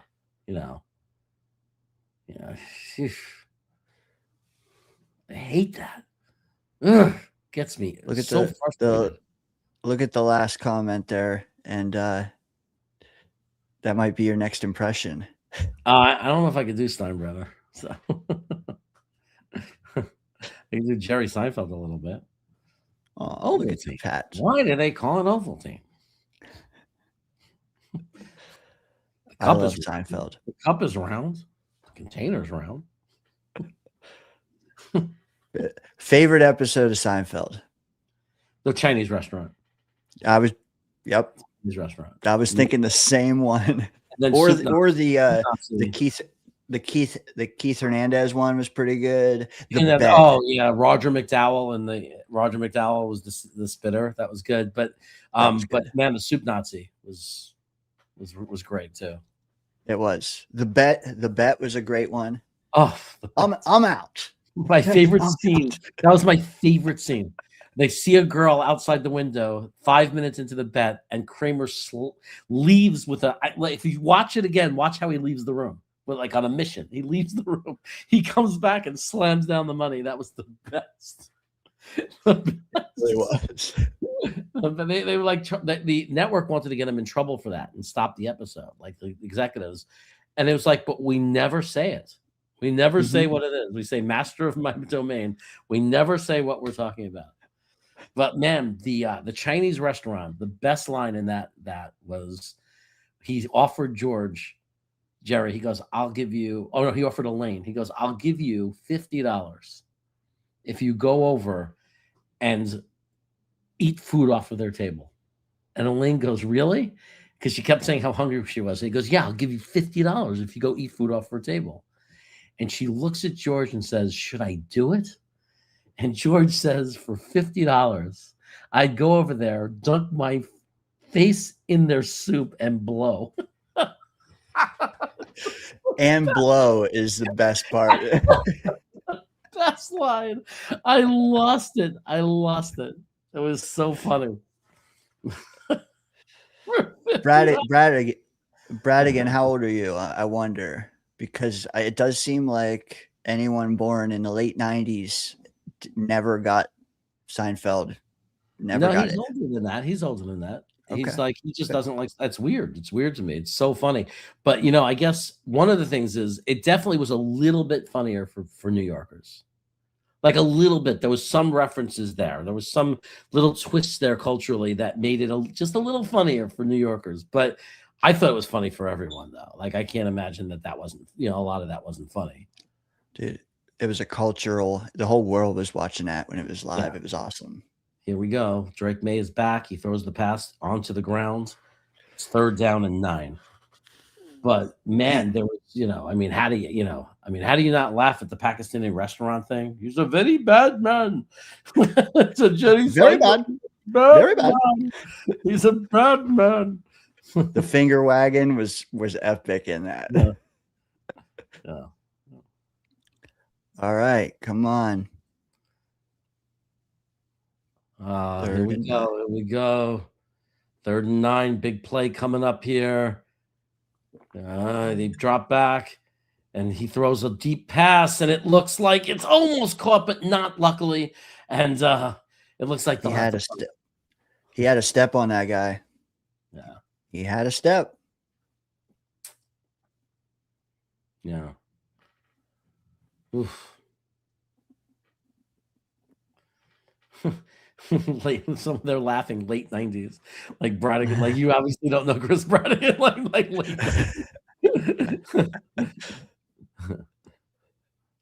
late 90s, Bradigan was partying in college or something. Fair catch at the 25. But Bradigan is a Chicago right now. Like, he lives in the Chicago area. I don't know how far out of the city. But, that's a guy who can get his hands on some good, Italian beef and, or a nice deep dish pizza, stuffed pizza or whatever, Gino's East or Giordani's or whatever he likes. Dude, there's no pizza here in Oregon that's worth a damn, and it really bums me out. Yeah, Boss Girl's trying to pull us back to business. And, if that was a better throw, that's a completion for sure. But the weather is bad. I'm not trying to make excuses for him, but when it gets cold and the ball's wet and everything, it's not as easy. But that's a touchdown. If it's a better throw, that's a touchdown. Yeah. That was something bad's gonna happen. I caught the chat. Stroud is about to give the game away, I think. I'm telling you, man. Slippery, bad ball. What did he do? Oh no. No. Come on, man. You can't just throw the ball. You can't just chuck a football.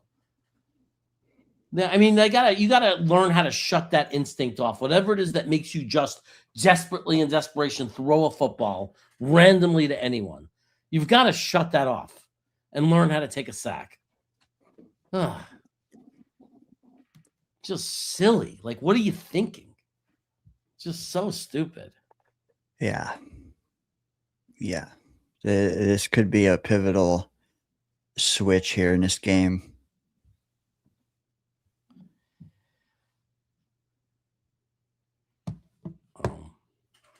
Yeah, okay. So I'm gonna see if I can get this to go live, if I can catch up at least. I don't know that I'm that far behind. I'm seeing the extra point now, so it's not really working. I'm gonna have to go out of it completely. Let me go out of it. Right, select something else. Yeah, right? boss girl. You know, I almost said pause when Jeremy said some good Italian beef, but Italian beef sandwich in Chicago, man. If you go to the right place, I hear is very special. Big Bish, we are catching up now. So just bear with us one moment. We can react with you guys.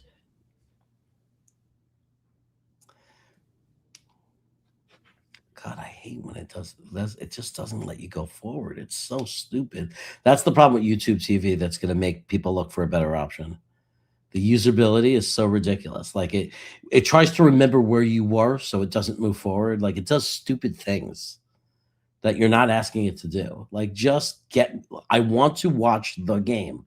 I'm going to the live tab. I'm selecting it. I want to see it live. Don't go backwards, you know?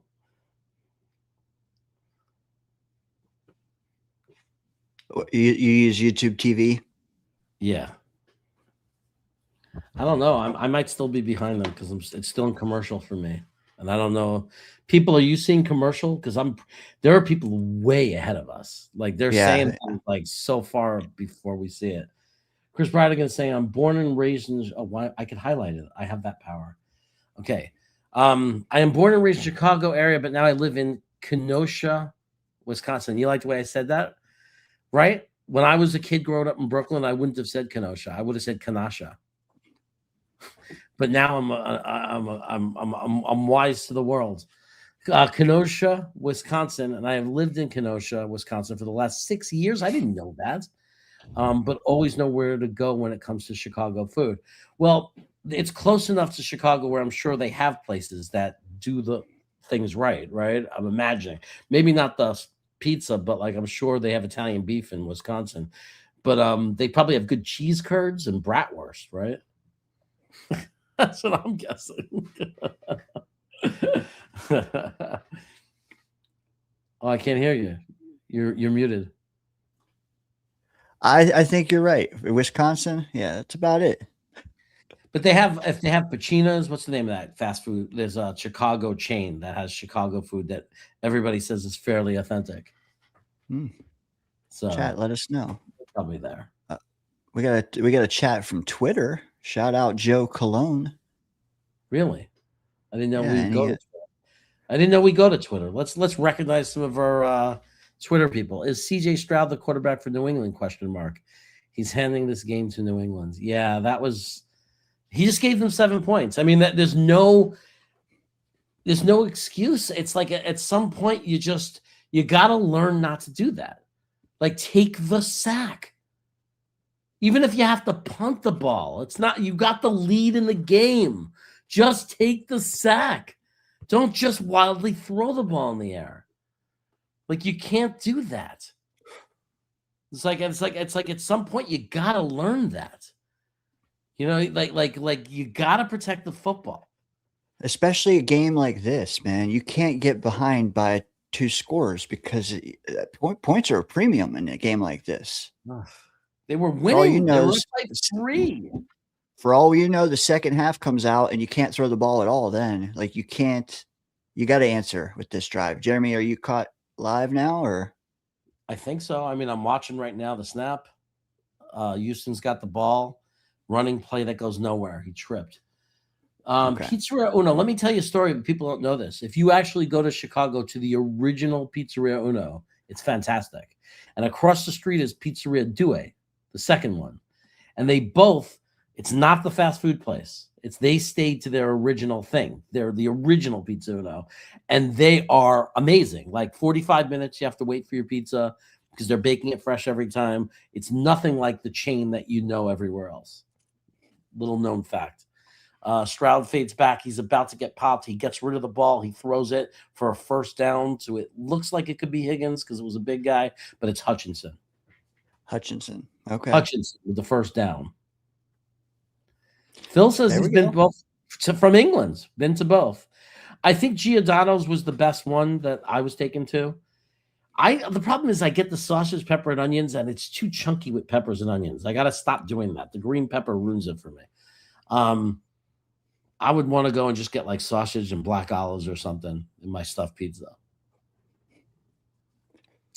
Handoff, delay, handoff, draw, whatever you want to call it, goes nowhere. Maybe even lost a yard. They just can't establish a running game. It's just not a good thing, and they're just giving away downs every drive. They just you got to can't get the like you said though, screen passes. I would like to see some off tackle runs, some sweeps. Test the lateralness of the defense. You can't keep running up the middle.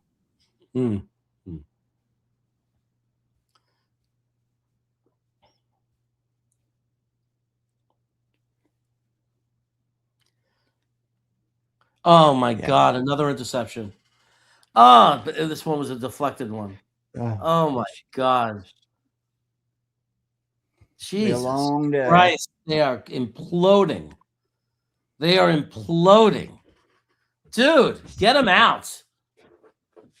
I don't know. I got to see if it was his fault because it was a deflection, but still. Holy smoke. Every time they get a little momentum.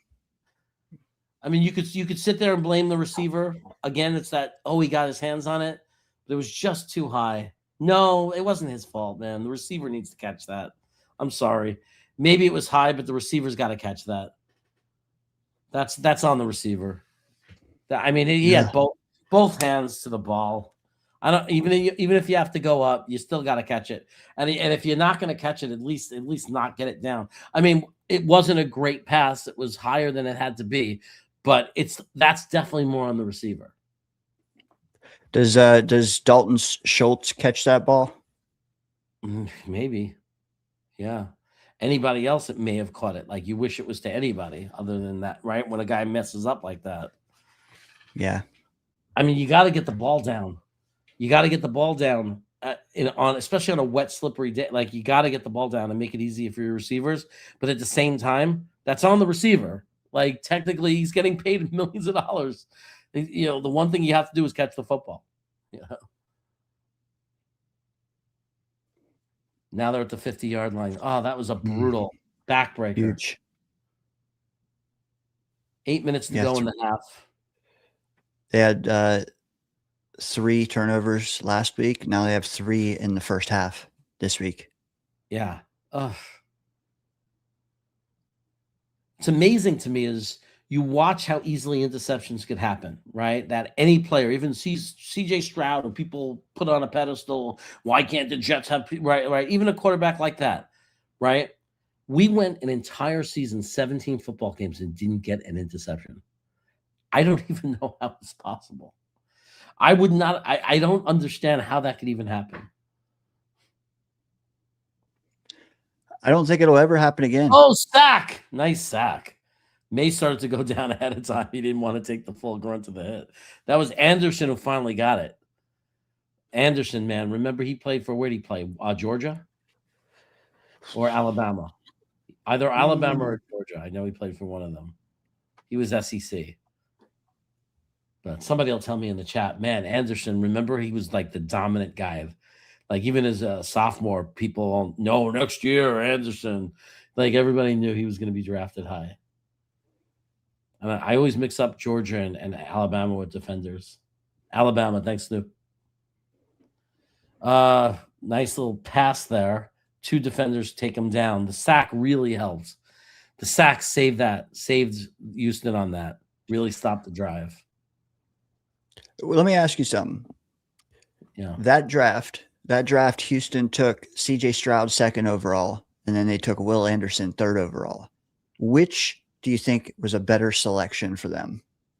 Okay, who they took? Tell me that again. Say it again. They drafted Stroud and Anderson back to back that year, 2 and 3 overall. Which one do you think was a better choice? Well, I mean, quarterback is always, I mean, positional value. when you find your quarterback, you find your quarterback. Here's the problem, though. Sometimes picking a certain quarterback that looks like the right quarterback could actually hurt your franchise. And it's hard to speak like this as a Jets fan because we've had such bad quarterback play, and anyone would be an improvement. But do we really want an improvement? You got to be careful about what kind of improvement you want. Do you want a guy who's going to make you just good enough? Just good enough to maybe get in the playoffs sometimes or whatever. But then now that's your guy for years, and you pretty much have no chance of, or very little chance of winning a Super Bowl unless you put the perfect roster around them. Is that what you really want? So if you want to look at it from that perspective, I don't know if CJ Stroud is, I'm with you, man. I think that, like you said, quarterback, that's huge, but Will Anderson's a different animal. Yeah, he just took a hit and threw the ball anyway. Again, refuses to take the sack. Just has to throw the ball.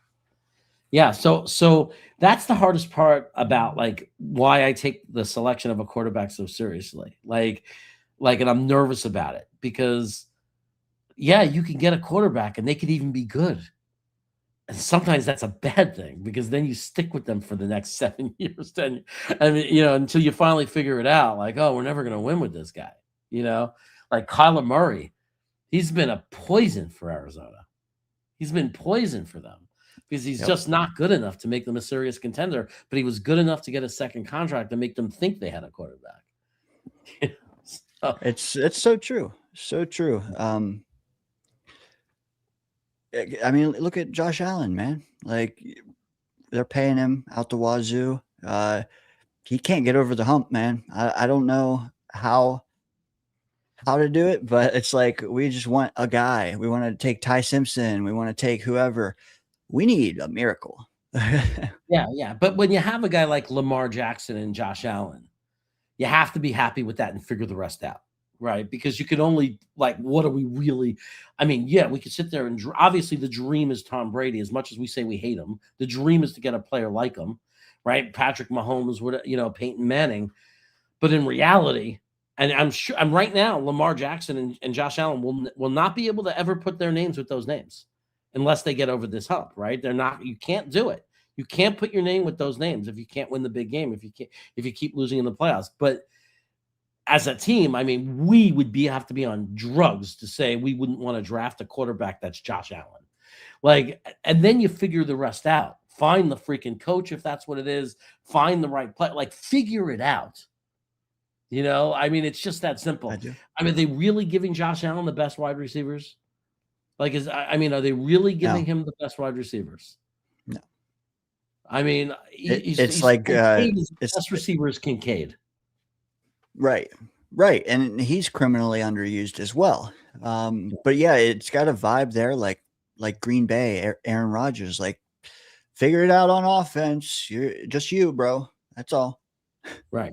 I mean, you've just got to figure it out. They just, they haven't figured it out. Like, and the thing with the Ravens that's so confusing to me is their roster is so good. Their roster is really, really good. Like, when you look at it by names, it's like, how I thought they were going to win 13, 14 games this year coming into the season. I thought, oh, here we go. The Ravens are ready. They're revved up, primed, ready to go. They just can't do it. For whatever reason, they couldn't put it together. It's weird. The defense was awful. Can you look at Boss Girl's comment? Sure. This one? You want to respond to it? We got 2nd and 10. Just want to say what's going on in the game. We're at the 5-yard line. Stroud throws a lollipop out of bounds. They're not giving him a lot of time. I'm not going to lie, but still, I mean, if you're the guy, figure it out. I mean, like Tom Brady, I don't know. Like I'm saying, if you want to put your name, you want to call yourself a great franchise quarterback. I'm just saying, we watched in our lives. We've all watched quarterbacks that figure this shit out. They don't just fall apart. They figure it out. He's not figuring it out. One-dimensional. Actually, they're no-dimensional right now.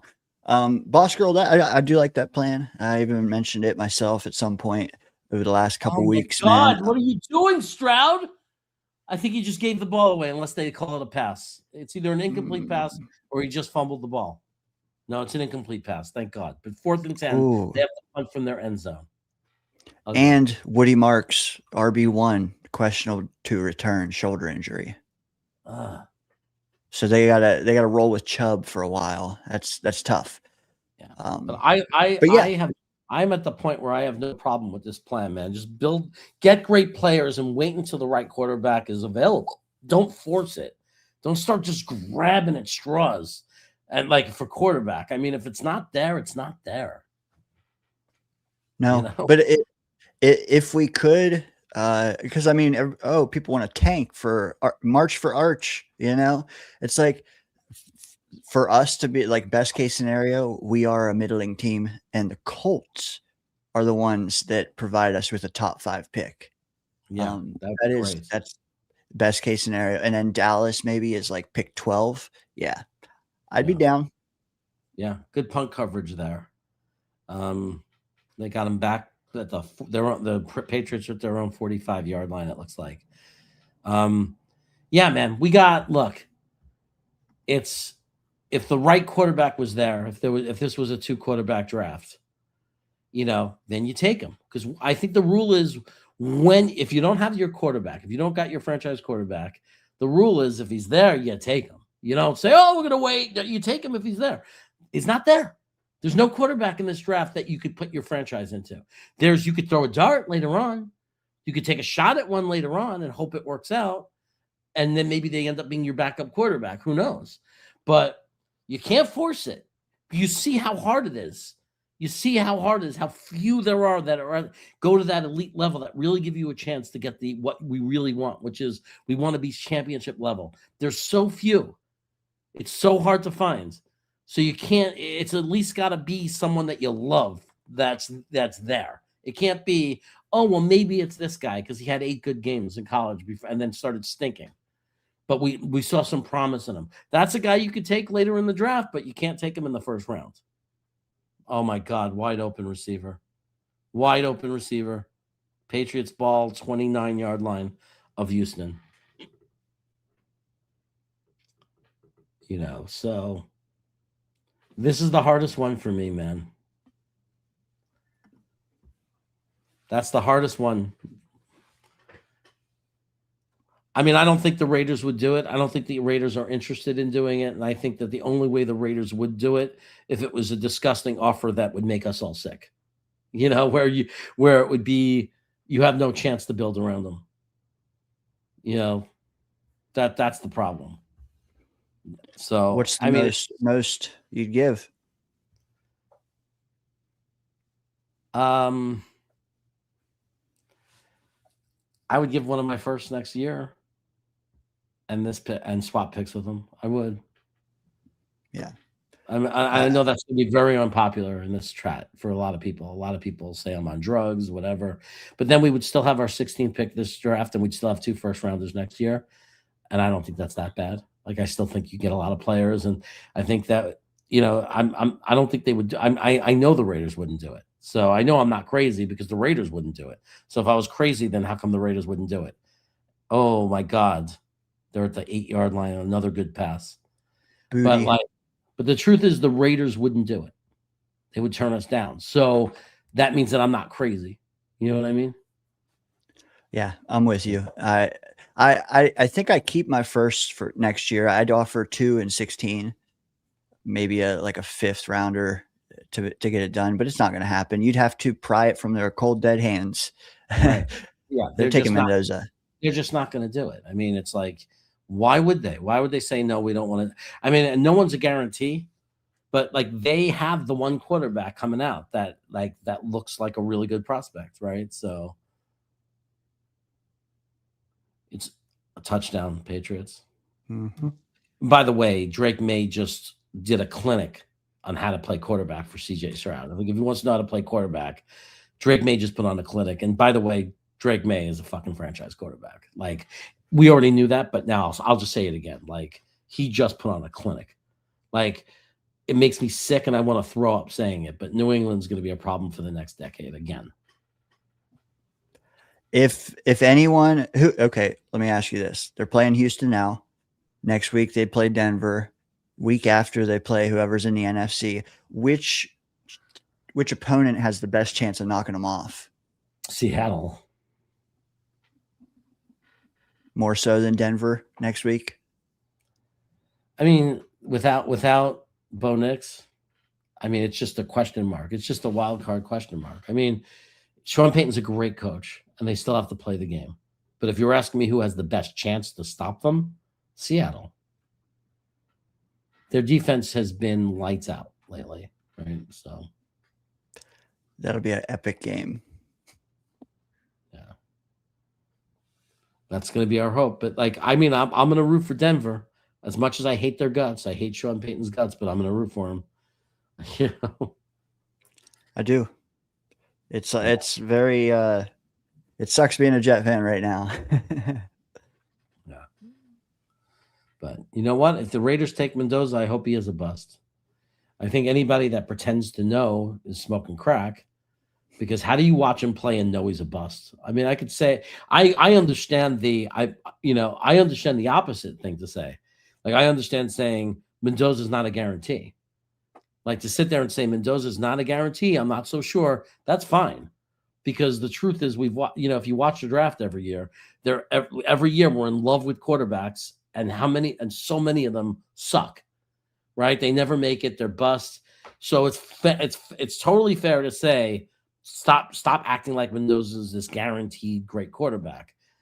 It makes total sense to say that, but it makes no sense to say, oh, he sucks, I know he's going to be a bust, because how would you know that? Like, what about his game tells you he sucks and can't be a good quarterback?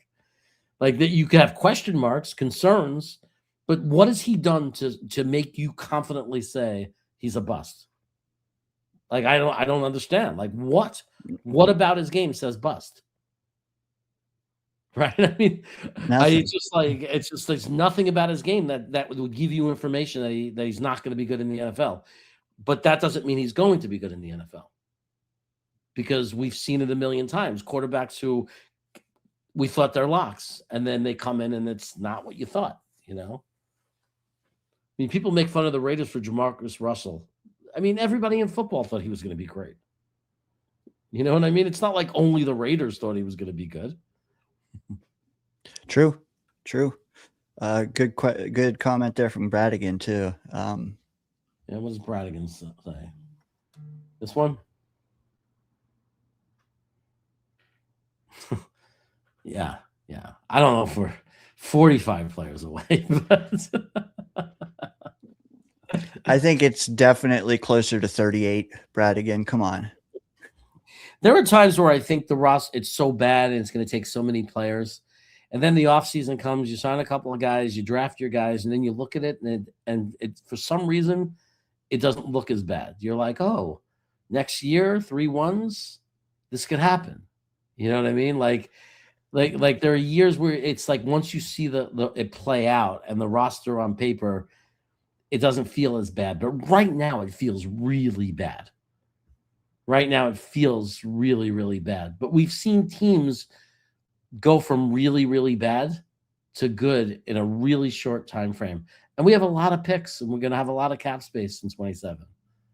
So we're going to have the resources. We just have to do it right. We have to hope that Muji's the right guy, and that he knows he's able to do it, and that AG doesn't totally poison it, you know? Yeah. And like you said, we need pick number 2 and 16 to be special. Yeah, the picks have to hit, obviously. I mean, there's so much pressure on those picks. Deep pass, Stroud, off target, too far. Flag on the play, though. Maybe a holding. I don't know. But 81 like buttons hit. Chaos 81. 81, that's it? Come on, guys. We got 300 in here or something like that. I can't tell because Twitter messes up the numbers. But we have a lot in here. And we should have more likes than that. You know, don't do it for us. I mean, I know you don't like me. That's fine. Do it because you like Dano. Do it because you like Green Bean. You know, just help the channel, hit the like button. That's it. You know, I do know. Let's get. I think last week or the week before we got 200. Let's get that again today. Yeah, I mean, it looks this way. Jeremy, I hope that actually shows himself to be a great head coach. That's what I would love. A lot of people get so full of anger of fire him, he sucks, that they forget that if he is the coach, you still have to root for him. You know what I mean? Like we're fans. Like, so yes, we're very concerned. We wanted him fired. Even if you wanted him fired, and whatever, he's the coach. So we have to hope that we're wrong. If you don't like Aaron Glenn and you think he's a terrible coach, two things could be true. You could believe he's a terrible coach, but you could also hope you're wrong. And you can root for him because you're a fan, because you love the team. So you're allowed to hope that you're wrong. Tank for Ty comes in and gives a membership, which is very generous considering I've been very harsh on Ty Simpson, right? I haven't been very supportive. I haven't said, hey, what about Ty Simpson? I haven't been very Ty Simpson friendly, but yet Tank for Ty still has given a membership. I hope we can find out who it is, but good luck. I hope it went to somebody deserving of it.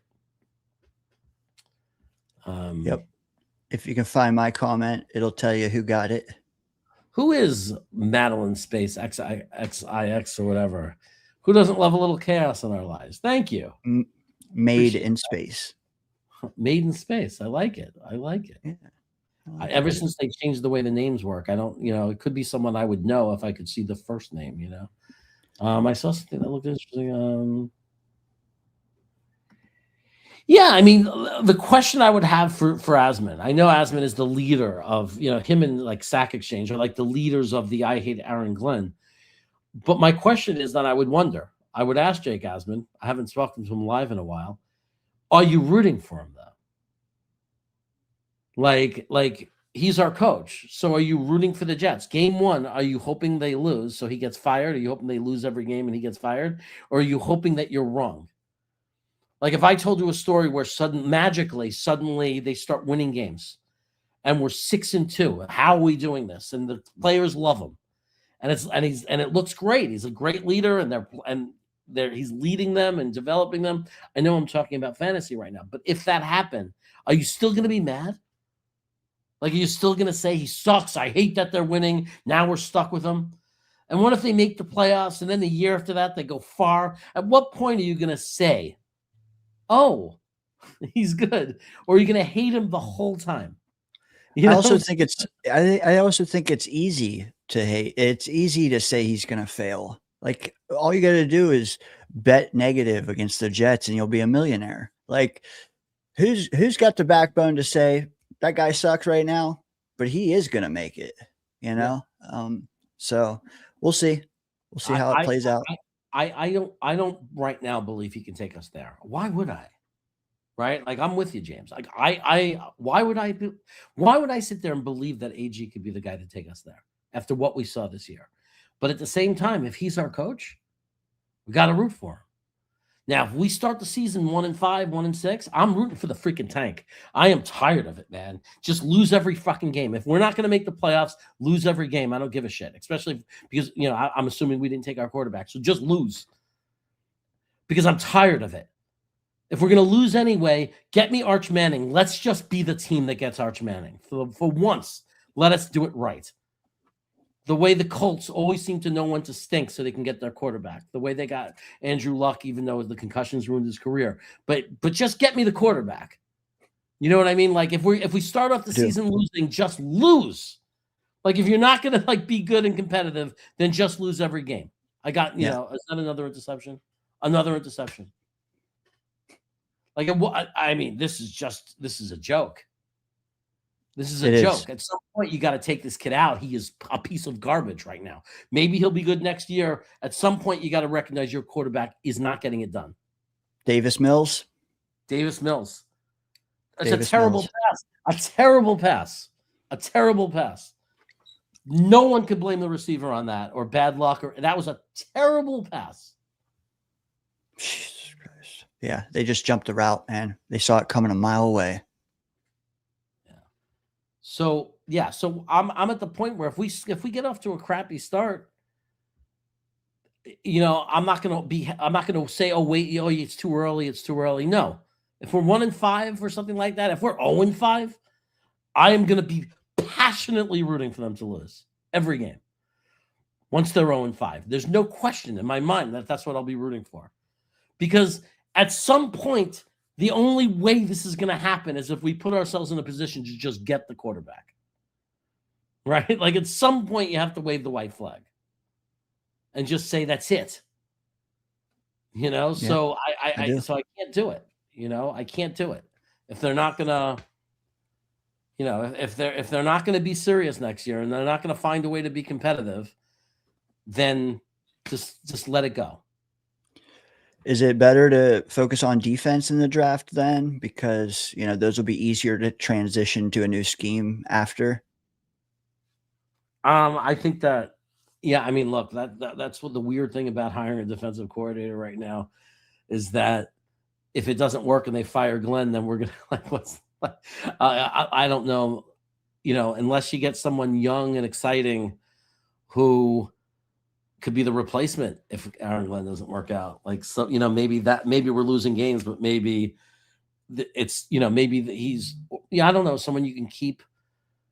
I don't know how it works. So it's not, Jeff Ulbrich is going to stay the defensive coordinator of Atlanta, it looks like. So there's a way that it could happen that a coordinator keeps their job, so it's a weird thing that we're hiring a defensive coordinator for a coach who's like in a hot seat, Yeah, I do. Were you impressed with any of those DC candidates that interviewed the other day? I like Jim Leonard's back. I like who his mentors are. I like where he's been. I like the idea that he's young and he could be the next big thing. I think that part of what we need to have happen is we need to get lucky. By the way, Houston's defense held up great. We need to get lucky, and we just need to find the next big thing. We need to find that young stud coach who comes out of nowhere, the way it always happens, because every great coach came out of nowhere at some point, right? So I would just, I don't know who I want in those guys, because you just don't know anymore. I didn't think when Carolina, they hired that coach, Cannoli or whatever his name is. I said, who the hell's that?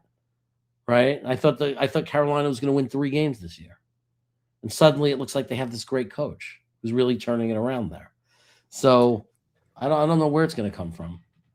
I want to give you a stat, Chaos. 10 of 25, 4 picks. Sounds like Zach Wilson. 4 picks, man. What did they have? 6 drives? Right. I mean, and how do you keep him in there right now? What are you thinking? Completion percentage is 40. They were winning with this other quarterback. They were winning with the other quarterback. At what point do you realize that he just, I mean, if he screws this up, you have to, second half, come on. I mean, look what he's doing. His passes are terrible. He's lost focus. He's a deer in headlights. You have to take him out. You do.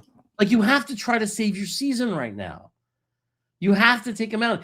It's so hard to imagine. How often does a quarterback just magically turn this around? It doesn't happen often. You need to bring in a backup. You have a backup that wins games for you. Here we go. Worm burners. 3rd and 10. Yeah, I don't know, man. Guy goes down. He takes off. He can't find anybody. He's not throwing the ball. They need to change it up. You just need a guy who can throw short passes. Dave Mills. I mean, it's 11-point game. They could still somehow, and I think they get the ball in the 3rd quarter. They start the half with the ball. They just have to get the ball and score. Any kind of score pulls them within 1 score. Right? The game is still within reach. Pull him. He's clearly off target. He's lost his focus. He's rattled. Yips. Yeah. You can't get worse. You can't get worse than this. Now, it might be worse, though. It might get worse right now. They're not out of this yet. They still have to punt the ball. New England's got 3 timeouts. And their punter is going to be squeezed in that end zone. Good punt. All the way to their 30, but they're returning it. Oh, no. He's off. Oh, past midfield to the 47, 46-yard line. Shoot. Plenty of time. Oh, we got a super chat, Jeremy. Nice. Wyatt comes in. He's a cowboy. And he says he's from Wyoming. And even though it's weird. They named him Wyatt, W-Y, Wyoming. Maybe very patriotic to their state, his parents. He says being a Jet fan sucks. Hard to argue that. Hard to argue that. Appreciate you, Wyatt. Appreciate it, Wyatt, wherever you are. I don't know if he's back home in Wyoming. I think he is. Fumble. Whose ball? It looks like Houston. They're saying Houston. The players are saying Houston. The referees haven't given the sign yet. Give the sign already. What takes them so long to decide? Recovered by Will Campbell. Oh, wait a second. Jeez. Pat's ball. Will Anderson forced a fumble, but Will Campbell fell on it. I don't care about them scoring if that's not what I care about, though. I just don't want New England to get more points. I'm afraid New England's going to get more points. That's why I want them to recover that fumble. Just so they could get it to limp. I just want to get into halftime without more points. You know what I mean? Just limp into halftime. Like, just get into halftime so the game's not over. I am 100% with you. You got to stop the bleeding. You have to. Because I've seen momentum change over halftime. Although they're not gonna pull that quarterback. Is there ever gonna be a coach again that has a set of balls? Let me ask you, have you ever heard of a quarterback throwing 4 picks and winning a playoff game? In one half. In one half, yeah. It might end up being 6 picks by the time we're done. It's very rare. I mean, it's amazing that it's not a blowout already. It's amazing that if they can get out of this 11 points down, all they have to do is, they're just simply, if they score, it doesn't look like he didn't get out of bounds. They got plenty of timeouts though. 5, 4. They call timeout with 4 seconds left on the clock. And they're at like they're not in field goal range. So they're going to take a shot at the end zone. If they can get out of this 21-10, even a field goal, if they come back in the second half and get a field goal, it's a 1-score game, technically, right? 8 points. Yeah. Right. So, it's still, when you talk about 4 interceptions, it's still a game. I had to look it up as well. He did throw the pick 6, but the other 3 picks he had, the defense went 3 and out for them right after. So the defense is doing their job. They haven't given up. Someone said 14 points handed to them by Stroud. No, 7. The other 3 picks, though, they got the ball right back. But it potentially has taken away points from them, right? Correct. Yeah. So, oh my God, there's still 2 seconds left. They get another shot. It's 4th and 11 with 2 seconds to go. So they're going to take another shot. What we have to worry about is a penalty. That's what we have to worry about. Like right now, that was scary because it could have been I was worried that they were going to call, if they throw a flag, we're screwed. So at this point, they have to go for the end zone because there's not enough time to run a play and kick a field goal. So I put everybody back and just make sure they don't score a touchdown. Man, they are letting the DBs play tough. I like it. He throws the ball way up in the air into the end zone. There's a million guys there. Looks like an interception, which will hurt Drake May's feelings will be hurt because it looks bad on the stat sheet. Who gets to take a break first? Whatever you want to do, brother. Okay. You take it. I'll be back in 2 minutes. 3 minutes. Okay. You got it, boss. What is up, family of Green Bean? Did you guys hit that milk thumb yet? You know you want to. let's give a resounding welcome to Green Bean next week when he is here. Tell him how poor of an imitation I am. I mean, come on, Green Bean is one of one, and I will be in the chat next week, welcoming him back. But yeah, let me look at your comments here. I mean, well, if you guys remember, Chaos took the Texans today, so when he comes back, make sure you grill him about that choice. Yeah, Houston's one-dimensional, and they're sticking to the pass. Despite evidence that they ought to. So we'll see if they can establish some sort of running game after halftime. That's going to be key, I think. You got to start getting some yards on the ground because you don't want, I mean, literally, he's thrown 26 passes already. You keep this up, he's going to throw 50-some. Not good. Not good. So appreciate you guys. Appreciate you guys hanging. We got Chaos now up to speed on the stream, so he should be right alongside you guys. Johnny Boy, welcome. He says, Johnny Boy chimes in, he says, I hate the Pats. So do I. I also hate Stephon Diggs. I also hate CJ Stroud, though, so this is tough for me. I'm also going to be a Bronco fan next week, and I don't think, I mean, Chaos said it. Bo Nix, is he that big of a stud carrying that team? The way they're built, we may not even notice he's not playing next week. Let's see what Peyton can do with Jarrett Stidham. See what happens. Denver, man, that's going to be a hell of a game.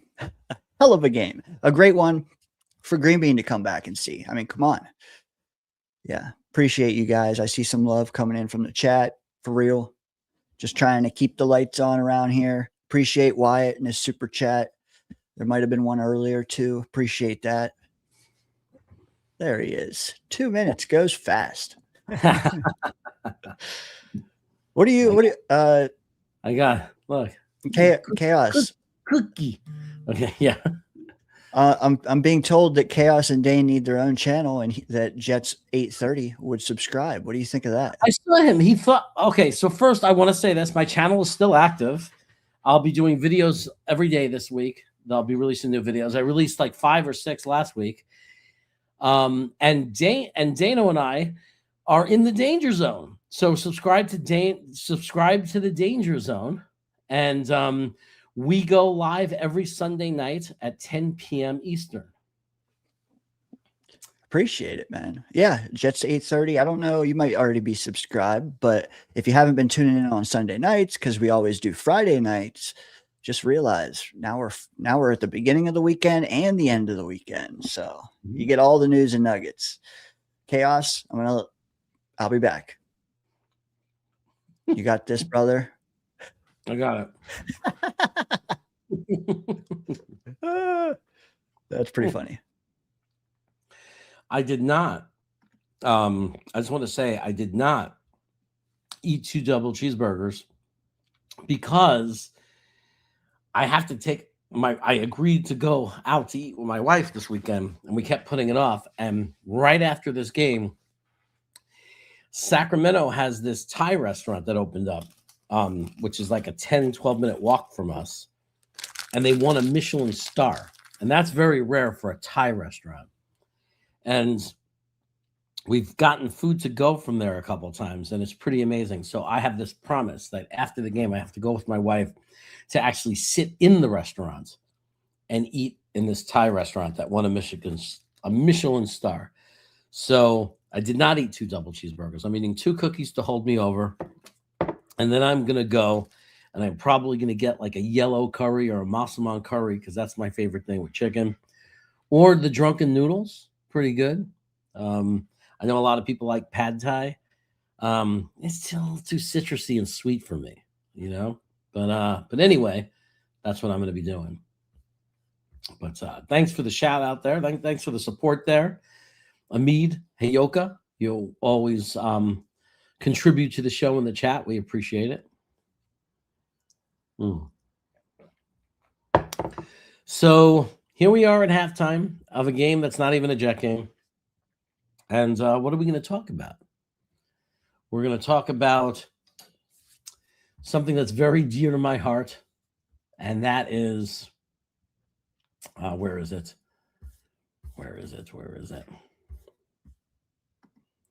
The Sleeper app.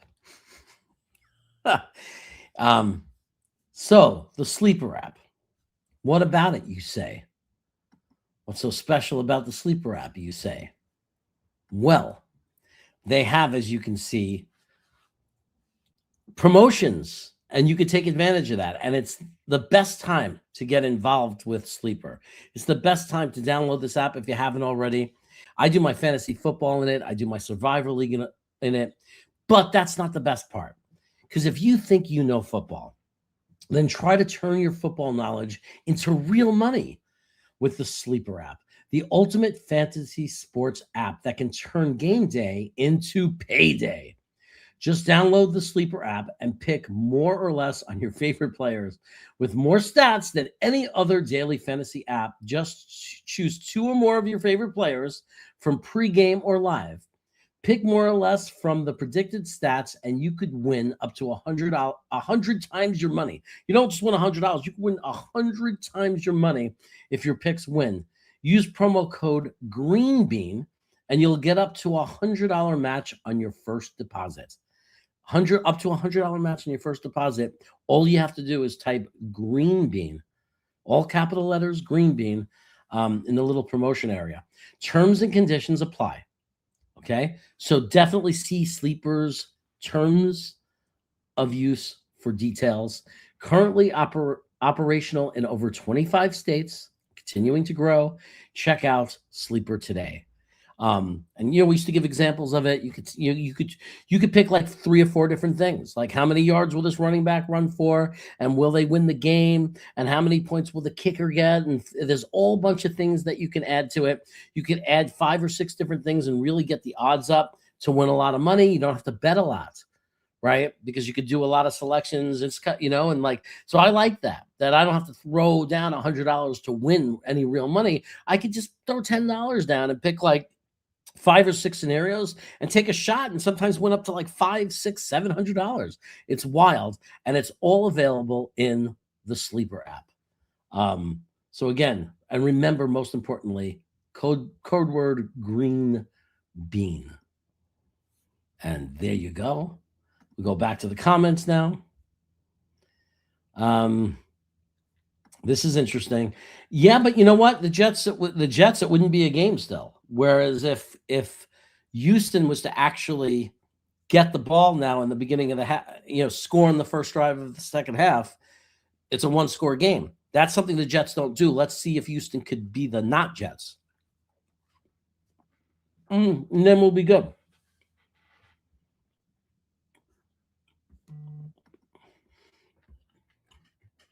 Let's talk about Sonny Styles being our new leader on defense. Wouldn't it be nice to have someone good at tackling? Yeah, yes. If he's there at 16, I'm all about it. I don't know if he'll still be up there, but if he's there and they take him, I'll be very happy. Very good player. You would love that? You would love if we took Sonny Styles at 16? I would love it if we took Bane. If we knew Sonny Styles was going to be there and we took Bane and had Bane and Sonny Styles, that'd be great. If we take Reese, I think I might swing more to Lemon if he's there, the wide receiver. But I'm okay if they take Reese and then took Sonny Styles. I'm okay. I'll build Ohio State's defense. You know what I mean? I'm okay with that. I mean, I hope you guys are too. It's definitely, it could still happen if they come out and score. Remember, they kept us from being a blowout with 4 picks and a pick 6. Like 4 interceptions, one of them was a pick 6, right? They scored on one of them. So, anything could happen. We could do this. We could do this. You know what I'm going to do now? I'm going to entertain you guys with something. You guys are going to love this, okay? This is great. Watch this, and I'll be back in a few minutes.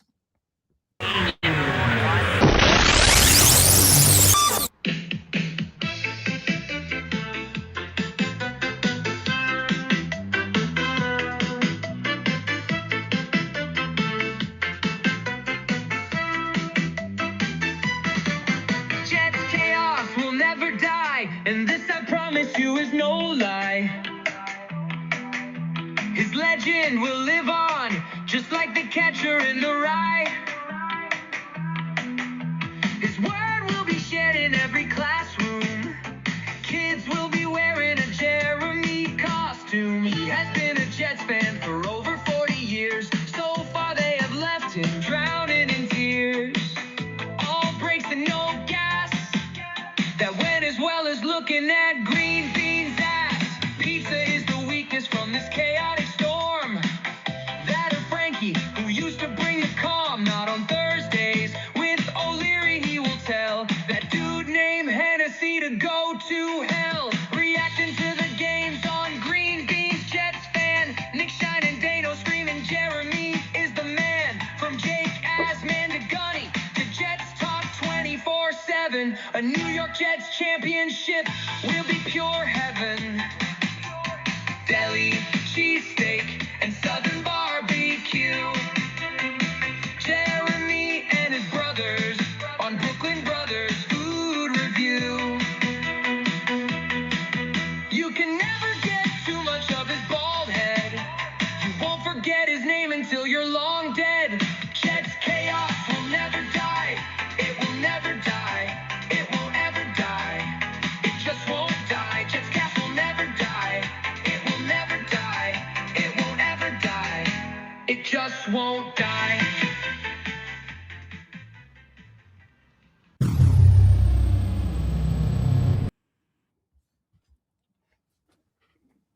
We'll never die. We'll never die.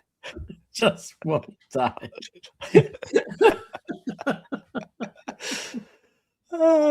Is this Justin Bieber singing?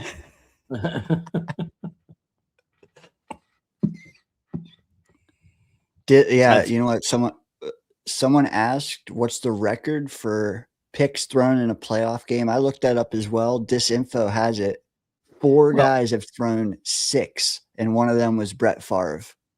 Oh, wow. I know a guy who threw 5. Who's that? His name was Richard Todd. He did it in the Mud Bowl in 1983. 6 is a lot. It's a lot. Yeah. He threw 5 interceptions, Richard Todd, 3 of them to a guy named A.J. Dewey. So A.J. Dewey got 3 for Miami. We lost that game 14-0. And it was called the Mud Bowl.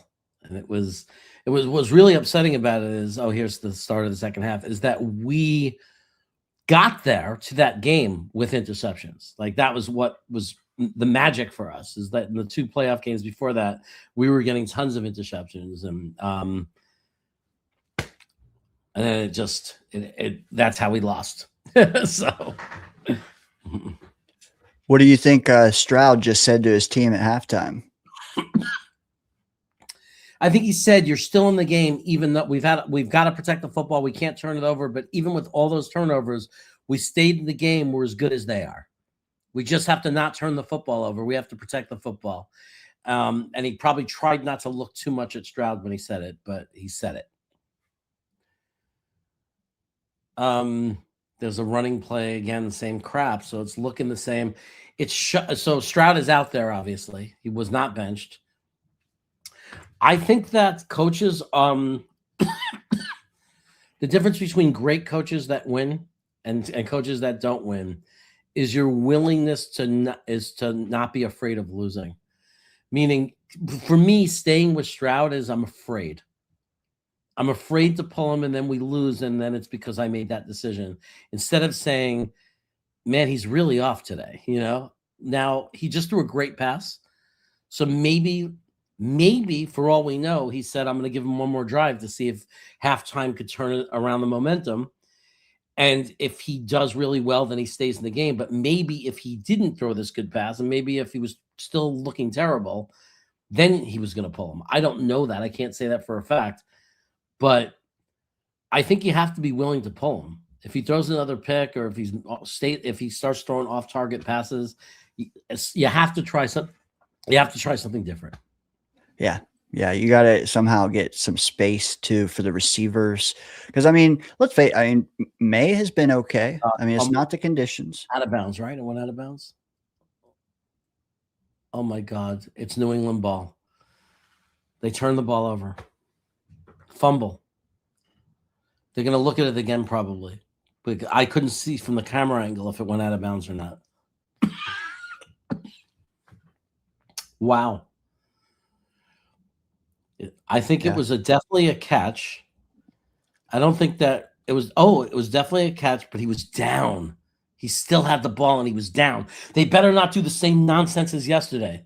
It's the same thing as yesterday. His knees on the ground. He has the ball. He's down. You can't pull the ball out afterwards. And I wonder what happened to Buffalo yesterday. The same thing. I wonder. Did he have the catch to begin with? It seemed like it was squirting through his hands. On slow motion, it looked like he had it secured. His arm was wrapped up. It was tight. Okay. All right. In slow motion. They better get it right. They better not mess it up again, this call. Otherwise, it looks like they purposely were setting up New England Denver. His knee's down. Do you know how much this is going to piss off Buffalo fans? Because they're going to get it right now. That's down. That's contact. That's end of play, if you ask me. Yeah, we're good. We got the ball. Okay. 2nd and 6. Houston got the ball. Refs made the right call. They reversed it. That wasn't Stroud's fault, by the way. Obviously, as we all know. That was a good pass. So it's 2nd and 6. They're on the 36-yard line of New England, so they're almost in scoring position, if not in scoring position, although the weather is kind of rough. Stroud throws a nice pass. This is 3rd nice pass of the drive. Higgins, 8 yards. Yeah, that was a beautiful pass. Very nice. You caught up? Somehow? A little bit. Somehow. But Higgins, dude, keep feeding him. Keep feeding him. I'm telling you, man. I'll give Dom C credit because he told me first, and then when we went to the Senior Bowl, then I started watching him. But he was the first one to tell me about him. We did our positional breakdown, and he told me Higgins. There we go. Stroud hands it off. This time he got 6-7 yards. There we go. Nice. They're wearing him down. We got a drive going, Jeremy. They needed at least a field goal to make it a 1-score game. They're in field goal range. 2nd and 3. The drive is still going. Stroud looks really good so far. Very on target so far.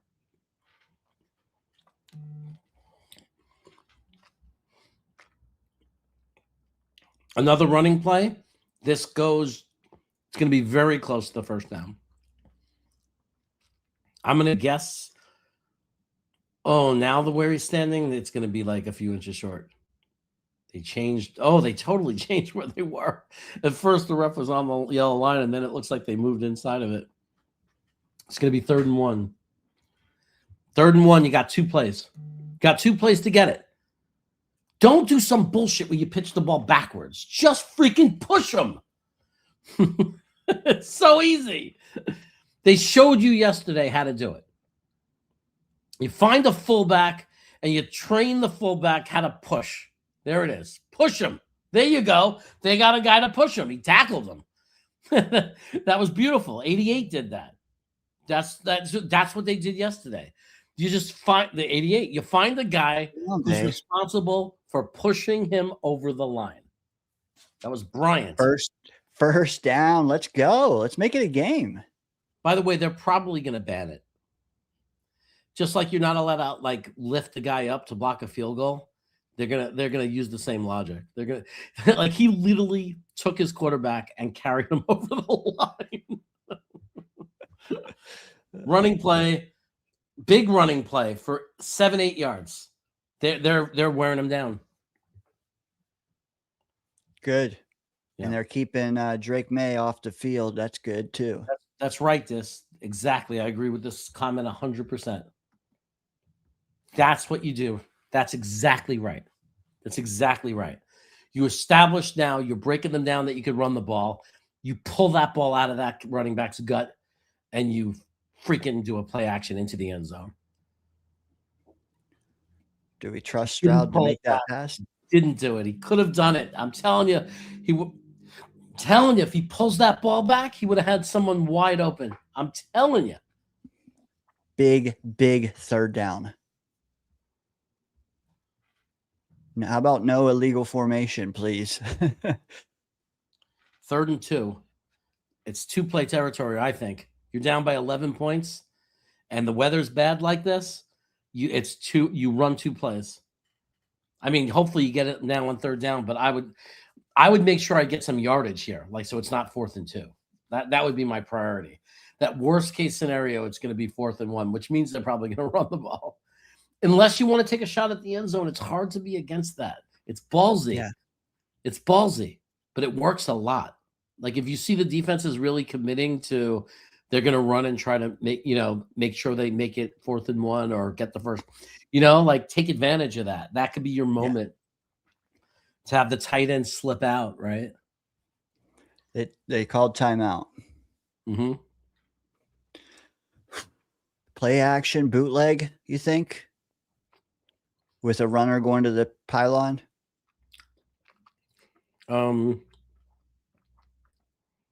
Possibly.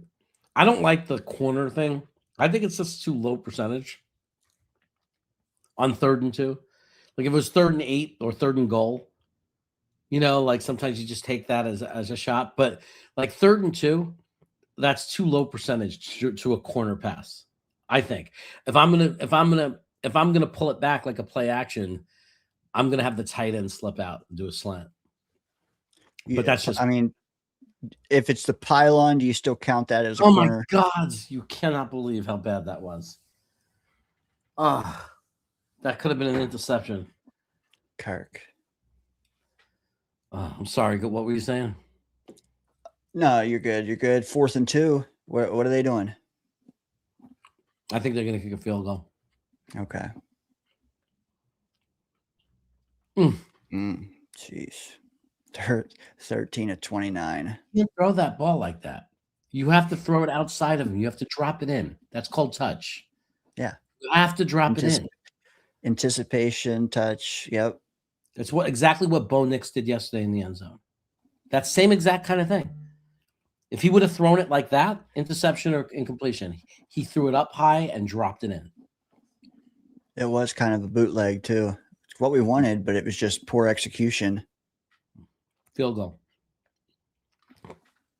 Well, it's a 1-score game. Mm-hmm. Technically, yes. Yeah, man, that's actually, if you don't, I mean, think about it. That's 2 field goals they've had after being inside the 10-yard line. Mm-hmm. It makes me feel that.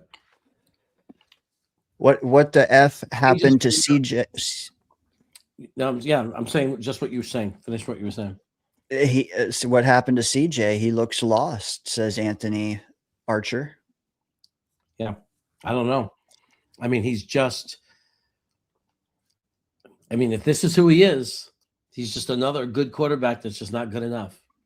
Yeah. This is what it's going to be when he plays a tough defense in the playoffs. I mean, the dream is you get a quarterback that can overcome.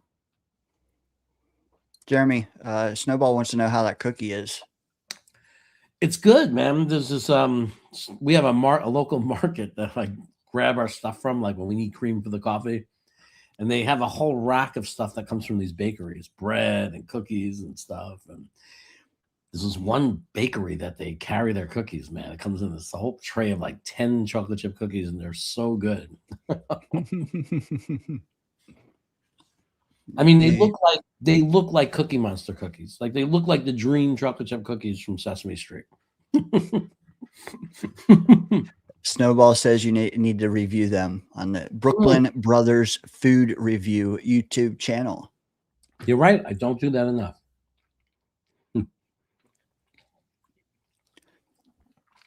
JoJo comes in and says, we need a turnover here. Imagine we found out that JoJo is the actual real Townsend, like the real wide receiver that used to play for us. Imagine like the former wide receiver for the New York Jets is like a big fan of the Jets now and being in the chat. It would not shock me if actual Jet players know Green Bean's channel. It wouldn't shock me at all. I definitely think that some of them stroll through social media. For sure. For sure. Like Matt O'Leary, Jake Osmond, Green Bean, Ryan. Dude, I mean, if you're fighting, like if you're a rotational player on the Jets too, I could see why you would plug into Jets YouTube to get some grumblings, some, your Q score from the fan base. I could definitely see that. Don't be surprised one day if you're listening to Q-Tip rap and hear me mention the song. Like, like from there over there, it's all chaos, like Jets chaos, blah, blah, blah. Q-Tip loves me. He will never die. Never die. Like he just throws it into it, like he's in the middle of a rap, because that's no lie, and Jets chaos will never, never die. And then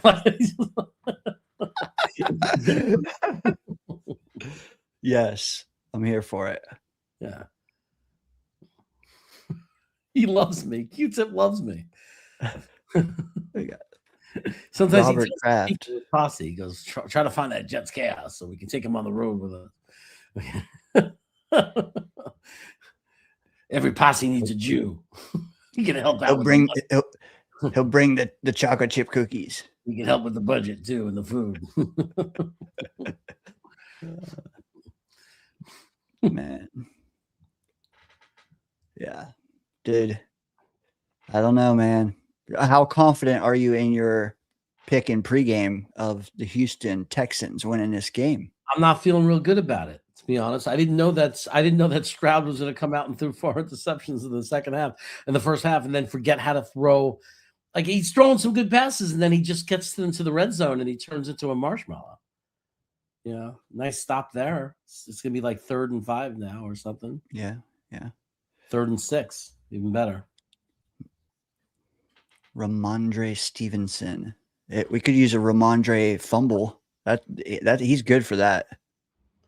Yes, boss girl. That was a great tackle for sure.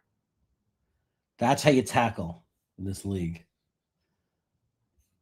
Yeah, of course I remember when everybody remembers that. Do you remember Nat Moore from Miami in 19 when Marino's like 83 it was a Ken O'Brien Marino duel, and Nat Moore went spinning through the air. We spun him like a Ferris wheel. Oh, ball stripped. Is that Houston ball? Did JoJo get us a turnover by saying it? Did he speak it to reality? Did he? I think he did. I think that's our ball. Was it Ramondre? I don't know. Snow just Robot just said, cue the chaos yell. What is the chaos yell? That was Houston ball. That was amazing. But was that Anderson who did that? No. It was Will Anderson. There you go. Will Anderson. It's like such a funny, like it sounds like Will Anderson sounds like something from like a movie or something. Like, hello, Will Anderson, or like that. Sounds like a sci-fi movie character. Will Anderson.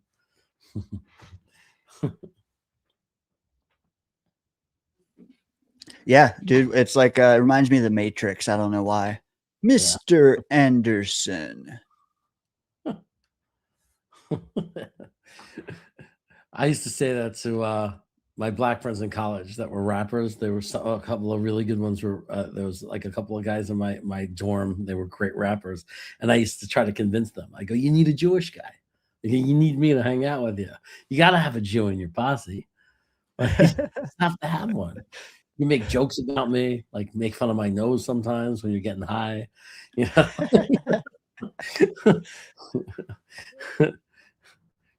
I don't know, man. I think Will Anderson was the better selection. We talked about this earlier. Yeah, you're right. 2nd and 18. That looked like a good pass if it's caught. I think it was low, but I think it was perfect. It was placed well.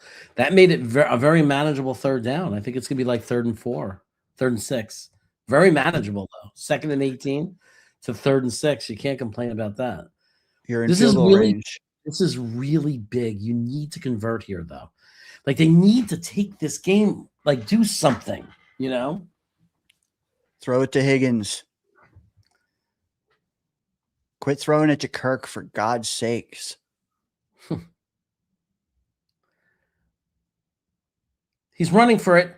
He gets the 1st down, gets out of bounds safely without taking a hit inside close to the 25-yard line. All right, we're cooking now. We got something going. They're still in this game, as shitty as it feels. And as everything that's went bad, there's been some good things too. The turnover, the fact that they were able to put up some points, to start, the half. They're in this game. They're in the red zone, 1st down. But that's their Achilles heel today, is the red zone. Right, but anything right now, any kind of score just keeps them in range, though. There's a lot of time left in this game. Just stay in range. And the New England's questioning themselves offensively, maybe. The turnovers. It's like this kind of game, right? This is the kind of game where you can get some breaks. It's weird because, like, he'll just throw some good passes. It's just like you're waiting for the bad pass, you know? I mean, getting to 16, if they get a field goal, is not the end of the world. Making it 5 points is not a terrible thing. It definitely makes it a close game. But a touchdown would be so sweet. And then the question is, do you go for 2 and try to tie it up right away? I think you do. I think you do, because you're clicking. But you gotta have a smooth touchdown here. Oh my God, he stayed up and then no, he fumbled it again. He was down, right? He had to be down.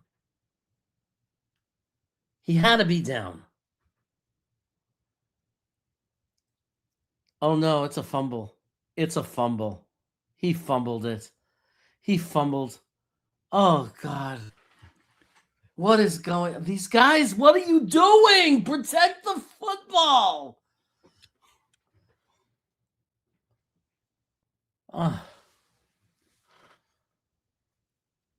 Unreal. Oh my God, it's unreal. How many turnovers today? Christian Gonzalez. 5 turnovers. It feels like more for you. Yeah. It feels like more than 5. 5 turnovers. Maybe it's time to give the other running back a chance. Yeah, that's a good ass strip there by Gonzalez. Man, we should have took him. We should have took him, not Will McDonald, man. We should have took Gonzalez. Well, he's better than Sauce Gardner. There, I said it. Dude, you imagine though if we paired them together? I mean, we could trade Sauce now, but pairing them together, holy moly! Wow, that would have been amazing. Well, this one gets turnovers though. This one causes turnovers. It's the exact opposite, you know. I guess it's okay to have one that forces turnovers and one that's a good cover guy, like the really good, you know. Not that Gonzalez is not also good at covering. Right. He's a playmaker though. But we could have had every time you mention Will McDonald, everybody comes in with JSN. So that's one too. JSN was the one we were screaming for. Yeah, it was. The whole fan base wanted JSN. Yeah, most of the Jet fan base when the offensive lineman was taken, some cheered, said, "Good, now we have to take JSN." You know what I mean? Like, that was the one. That was the shock. I thought for sure, okay, we're gonna get another receiver. Great, never hurts, you know. And how nice would it have been to have, right now if the roster had GW and JSN in it? We're just waiting to get a quarterback, you know. I do. Dude, it would have been easier on our quarterbacks this year because I don't know if you realize, but the guy we started the second half of the season, he went undrafted. You mean the quarterback, the undrafted free agent from Notre Dame? Undrafted. Bet he looked better though if he had JSN. You mean the guy that 32 teams in the NFL passed on, even in the 6th and the 7th rounds? Even at 245th pick. That team who had the 245th pick didn't say, let's take Brady Cook. He was drafted just a hair later than Brock Purdy.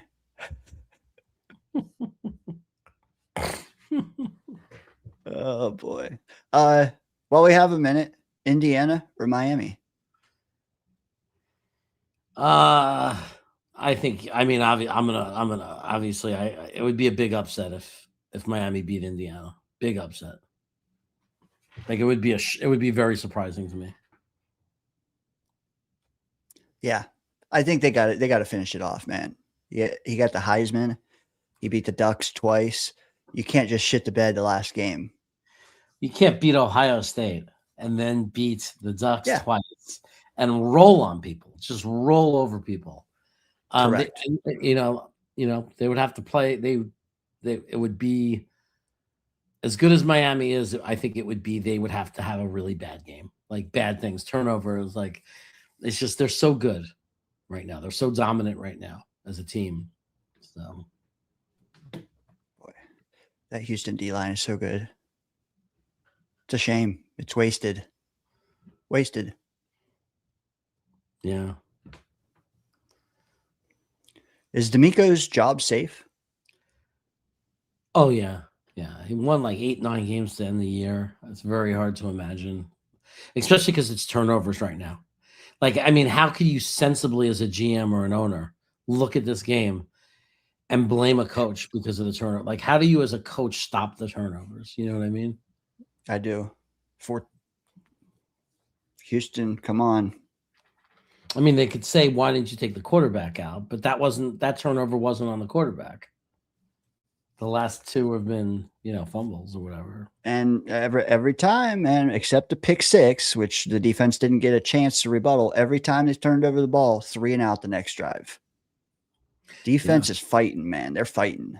Yeah. Yeah. No, how could he be in trouble, this coach? He's done a great job for that franchise. That would be insanity. Like that would be insanity. If they let him go, I would go run to I'd be trying to get every fan to go to one, Jets drive and say, change your minds about Aaron Glenn. Not even like I'd say you can't not hire this guy. Like he went to Houston and turned them around in 1 year. Yeah. There were people calling for it before the winning streak they went on. But I think crazy. That, like you said, winning 10 in a row, that changes things. Yeah. I mean, they have 5 turnovers and they're still in the game. Yes. And you could sit there and people could try to come up with theories on how you could say it's the coach with turnovers, but come on, what are we talking about here? Like, he's like, you're watching this. What could you do as a coach to stop this? They haven't been doing. It's not like it's been a problem for the last 10 weeks. So it's not something like, oh, well, they can't fix the problem. I mean, this wasn't a problem all of regular season. I mean, what's he supposed to do? You see, it's icy, it's cold. Even New England's turning the ball over. I mean, what are you going to do? Okay, let's just call it. I mean, Houston is struggling in the red zone. How do you combat that? Do you take a deep shot when you get down to the 30 and just try to score? Do you just do what you've been doing and try it again?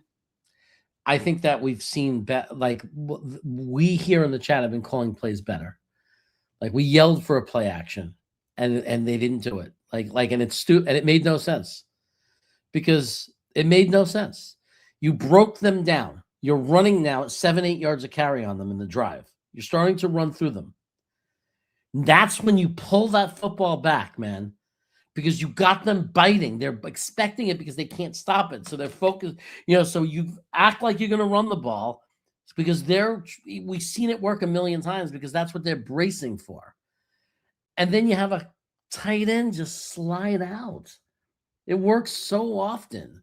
and they didn't even try it. It makes Nope. no sense. It makes no sense not to try it. So I think that but the real thing they need to do is what you said, score before you get to the red zone. That's what I'm in favor Try of. a Take big a shot to Higgins. Higgins, Take a man. Yeah. Take a shot. Get in there. Get into the end zone. Whoever Gonzalez isn't covering. Yeah. I mean, they got the ball. Just now they got to score here. You don't want to go into the fourth quarter like this, dragging along. You got to get more points on the board. You got to pull within range to have, scare them a little bit. If Houston's defense wasn't what it was, this would be a Seattle-San Francisco score from last night. Slaughter. Yeah. Slaughter.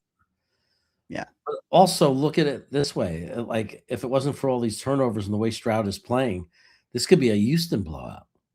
Like, maybe it should be Houston that's up by 10 to 14 points. In a game. You know what I think? I think what really hurt too is losing Schultz. Like, Schultz is his safety blanket, and he hasn't had him. Yeah. Tough. It's not no good. Nico, no Schultz. He's losing a lot of weapons. Yeah.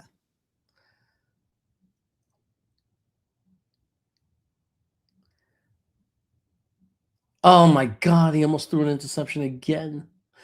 What are you doing? How do you throw it into 3 defenders? Like, what are you doing? It's just like, what are you seeing? What is he seeing when he looks? New England's win probability is spiked to 80.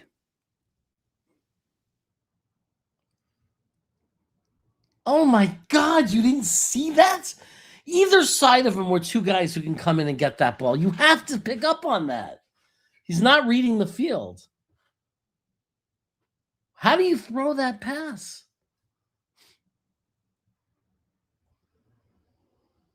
Oh, God damn it. Flags. Oh, please say that's PI. Please. I think that's a PI.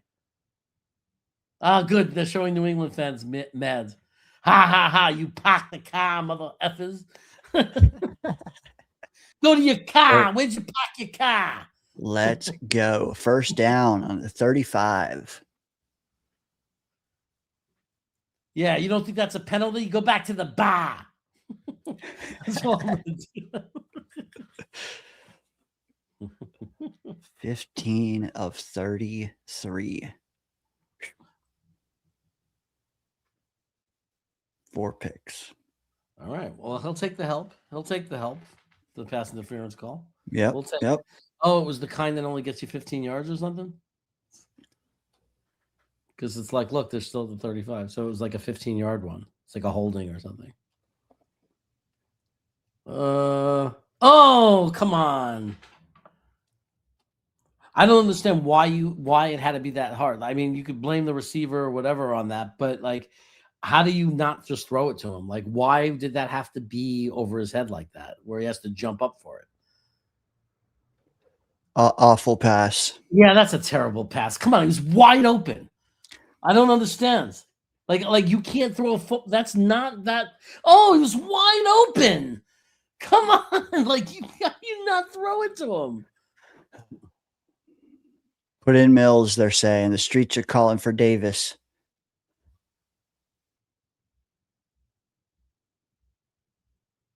Oh my God, he just got killed. Jeez whiz. Jesus Christ. Jennings is hurt though. New England. The table is set for Houston to get back in this game, and they won't sit down and eat. Yeah. Oh, did he just get the wind knocked out of him? I can't tell. Jennings. That's disgusting, man. That guy was wide open. That's a touchdown, possibly, if he could outrun. If he leads them, just a nice little. It could have been a floater. Yeah. I mean, we do that all the time when we play catch. You know, we run and I say, you put your hand out and you throw a floater and you catch it. You know, like, it's easy. Yep, very. You go into the parking lot of any tailgate and you'll see fans, open jerseys throwing footballs around, doing that constantly, throwing the ball to each other. Like, it's not that hard. Like he was wide open. I don't understand. He was so open. Yep. I can't defend it, man. I can't. Oh, that was so brutal. Tough to watch. I just can't. At this point, I have to say, man, he's just not. I mean, like Davis Mills, right? Yeah, Stroud is an overrated quarterback, man. Like, he's overrated. People were talking about him like he's a star. Like Anthony has a comment there you should look at. No. You know why? Because the worst enemy of greatness is good. So even if you argue he's good and better than what we've had, good is the worst enemy of great. Because when you get good, you're satisfied. Right? Good means mediocrity. You know, good is, you just get by. We got him. We got a good quarterback. We're going to go 10-7 now. We're going to go 11-6 now. We're going to lose in the playoffs. That's the problem with good. I want a great quarterback. I don't want a good quarterback. I want a great quarterback. I mean, for next year, I don't give a shit. But like, whether we draft one, if we draft one next year, or however it works out, like, I want a great quarterback because I'm tired of not being able to compete for championships. You know, like I'm just tired of it. I just want. I don't want just like people are just like, oh, I just want playoffs, and it's like, you know, like. I don't. I want to build it right to try to win championships. That's what I want. Perennial. Because when we lose in the playoffs, by the way, yeah, it's better overall during the year to watch them play, but it's just as painful. It sucks. That sting is real when you're in the playoffs and you get bounced one and done. Like, I can't imagine. I mean, you know me, dude. I grew up around Pittsburgh, and they haven't been happy. They want Tomlin gone, even though they've made how many playoffs in a row? It doesn't matter when you go one and done. Yeah, doesn't matter. It still ends in the same pain. Like you know, like Buffalo right now, those fans, the Buffalo fans right now, as much as our pain is, so are they. The only difference is they have Josh Allen for next year. They get to recover and start thinking about next year and knowing they have a chance. Or feeling they have a chance, and we don't have that. But the pain right now that they're in, just as bad. Kick the field goal. Yeah, they're doing it. 50 yards, though. Yeah. Looks good. They're in the game. They're down by 5 points. With all of this craziness, they've left so many points on the board. You know, there was twice now that we've seen passes that if he just threw a normal, regular, not even that hard pass to make, they've already threw 2 touchdowns away this game because he couldn't do it. And 5 turnovers, 4 interceptions, a pick 6, and they're down by 5 points. This defense, every one of those guys, the owner should buy them Rolexes. Right back to the watches, full circle, baby. Yeah, there you go. I brought it full circle. You see what I did there? You see what I did? I do. You know what I will say? Shout out to Kaimi Fairbairn. That's not an easy kick to make, and I think he's one of the best kickers in the league. I'd say top 5. Yeah. Shout out to Ricky New York Live. Glad you're here. Spoke to him a little bit last night. Great dude, everybody. If you don't know Ricky, get to know Ricky. Check out, I don't know if he does shows or not, but I mean, he seems to be set up shows. So yeah. You know what? Check him out. Let me chime in on this topic there, Chaos, because you said you talked to him last night. Guess who co-hosted with him last night? Oh, nice. Yeah. Nice. So check out Ricky New York Live on YouTube.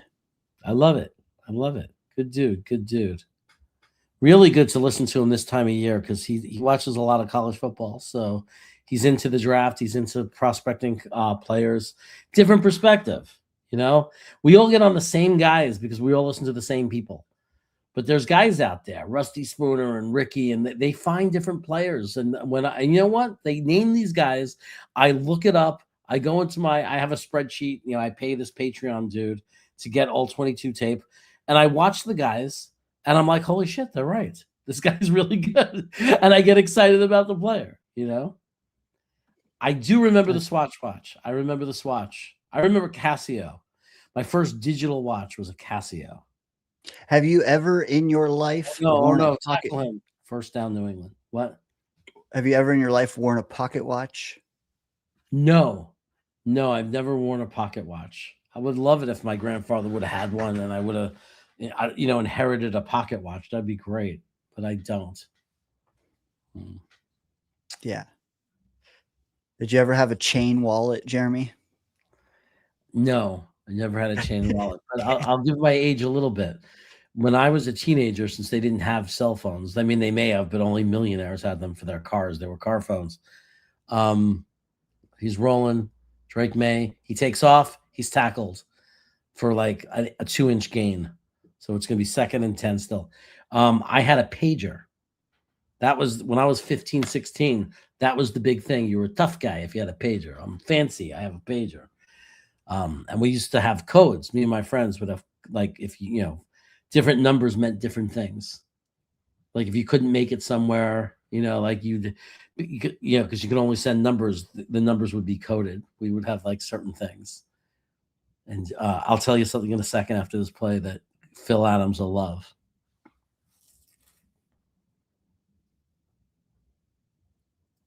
Okay, it's a timeout or whatever. So 99, the code 99 wasn't Mark Gastineau. 99 meant with me and my friends that, like my particular friends, Burger King, because 99-cent Whoppers. So one time I said, we got to meet at Burger King. The Whoppers are 99 cents. So that was why my friend said this. They said, dude, 99's got to mean Burger King, because I kept yelling it, 99-cent Whoppers. And so it was like, if we were in the neighborhood, like we were in our high school was across the street from the Burger King. It was our neighborhood. It was across the street from the high school. So it meant if we didn't know where we were, if we lost track of who's where, like after school, where are we meeting? Like it was just, you just texted you just paged the guy and said 99. Like and that meant I'm at Burger King. Interesting. I like that. Yeah. Whopper, Whopper, Whopper, Whopper. Jeremy loves a Whopper. Dude, 99 cents, man. I think they're like $9.99 now. I know. There used to be either like they used to cost like $1.89. And these two specials that you can get on a Whopper when I was a kid was sometimes it would be buy one, get one free Whopper, but you'd need a coupon. Those were the days we still needed a coupon. Unless it was on a day, like for Wednesday, it's buy one, get one free Whopper. And then the other coupon that you can get on like the chocolate bars and like stuff like McDonald's had it. The Big Macs were $1 if you bought one of those world-class chocolate bars. But they used to be like coupons, like locally in Brooklyn, like your local, the Canarsie Courier, like in the back by the coupons, you'd see like 99-cent Whopper, and you could like cut. Nice. Or sometimes you'd go to Burger King and they would give you coupons when you bought food. It would be in your bag. Yeah. The next time. Yeah. That's awesome. Yeah, dude, you know how I know I'm getting old, Jeremy? Wow. How? Because the other day I bought pastrami at the deli and it was $18 a pound. That's not why I'm old. I'm old because I was mad about it for 3 days. And real pastrami is much more. If you go to Katz's Deli, see how much you'll pay for a pound of pastrami there. I was mad for 3 days, man. Yeah. Boss Girl saying Burger King on 347. The Burger King, I grew up in Canarsie. My Burger King we had two. One was far away or further away when you were a kid. It was Rockaway Parkway, like near where the train station was. The one near me was on Flatlands Avenue in Pattaget North. And I lived on the Pattaget, so it was like I was on Pattaget 7. So if I walked 7 blocks down to 0, like Pattaget North, then it went to Flatlands, and that's where my high school was, and that's where the Burger King was. So we used to go there a lot, and it was a block and a half away from a Carvel.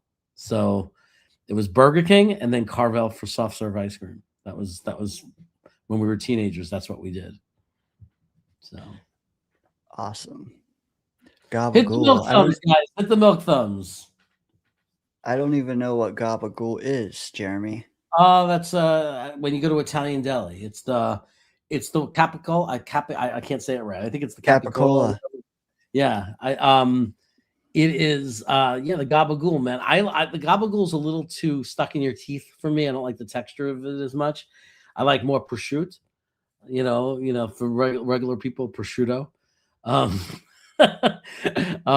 like that with chicken cutlets, sun-dried tomatoes, and fresh mutts with balsamic vinegar on a semolina roll.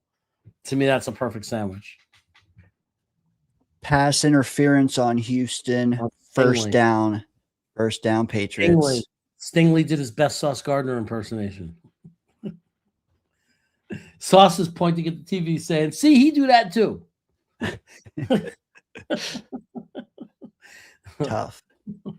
Tough, man, because they had him dead to rights, man. 3rd and 8, and then you let that.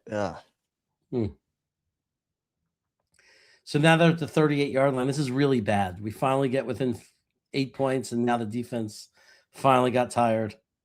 Billy's right though. The weather is getting worse. Yeah. We called that. We said you got to score now because later there's no promise, and here we are. Billy, do you live in the Massachusetts area? Does he live up there? Is that how he knows? I think he's just seeing it more and more on TV. I don't know though. Oh, because I thought he was in North Carolina for some weird reason. But...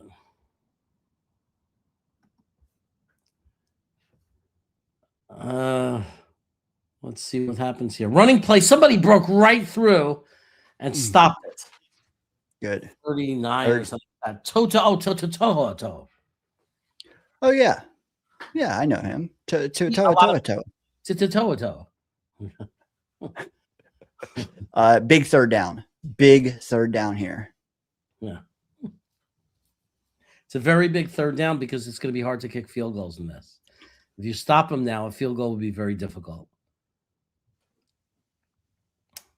Come on. Force a turnover. How about that?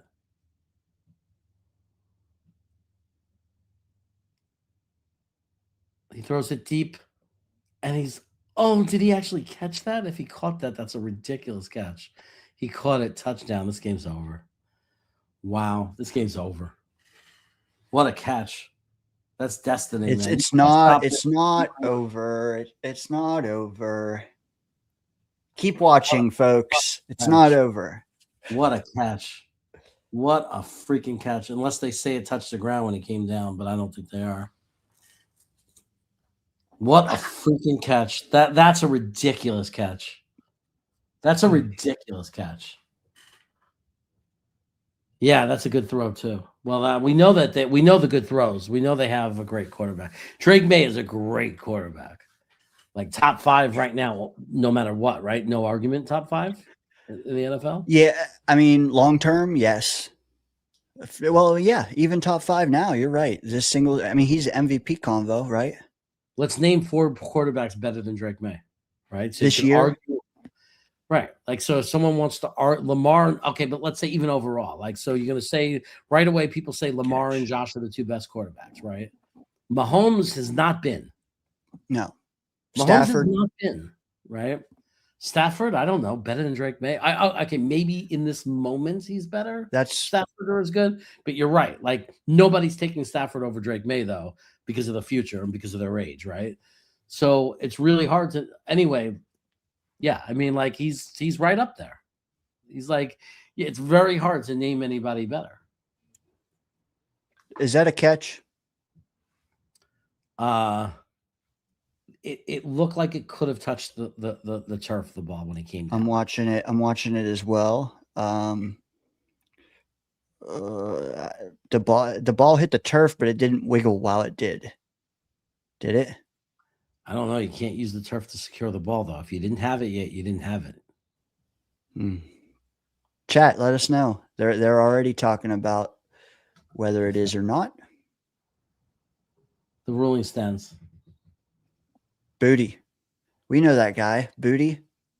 Did we let did we bring him onto the team? I'm not going to say Houston's defense is overrated. Look at the catch the guy had to make. I don't care. How good do you have to be on defense? Like, you can't stop that. bro. They And had they've 5 also turnovers. The defense kept them in the game the whole game. You can't blame the defense for that. The guy just made one of the greatest catches in playoff. Like that'll be a top 10 catch in freaking playoff history for real. That was an amazing catch. You can't blame the defense for that. You can't stop that as a defender. Like, what are you supposed to do? Come on. Their defense is overrated. Come on. Their defense is why this was still a game and why it's not a 30-point game. Yeah. Booty, hell of a catch. We know that guy because I think we're his coming out party when he caught a nice ball against Sauce Gardner. He's been upward trajectory ever since. 2 for 6, by the way. 2 for $6 on the sausage egg McMuffins. 2 for $6. And that is not funny because I was just talking about 99-cent Whoppers. And now it's a deal if it's $3 each for a little breakfast sandwich. Yeah. And you got to eat too, or you're going to be hungry. Yeah, you got to eat. 28-16, 12 points, and 12:58 to go in the game. They would have to score a quick touchdown. Like they have to be aggressive. They have to do a thing where you pitch the ball back, hand it off, pitch it back, trick play, throw it deep. They just have to make magic now. I think most of the picks have been in the short to intermediate game as well.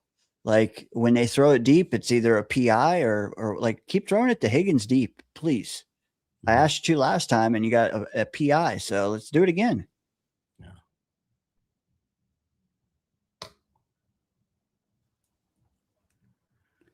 Jeremy, you look defeated. I'm just so disappointed, man. Because it's like they gave this game away, man, with the turnovers. They just I can't believe how bad Stroud looks. If his name wasn't Stroud, if people already didn't have such a hard on for him, like from his rookie year that everybody refuses to see. Since his rookie year, what has he done? It's just not that good. Dude, when we look back at this pocket of time, man, it's going to be like New England, man. They got Stroud to throw 4 picks and fumble. And then the next week, they had no Bo Nix to go against them. They're just going to walk right in and hoist, dude. It's crazy. Green Bean is okay, fellas. He will be back next week. So hit those milk thumbs. That way he is coming back to a warm chair. And I promise you, I'm going to tell him too. I'm going to say before the show, I'm going to say, Green Bean, you have to give them a skiddly diddly do. You have to. You have to start the show and you got to go skiddly diddly do. You gotta hit the ground running, man. Yeah.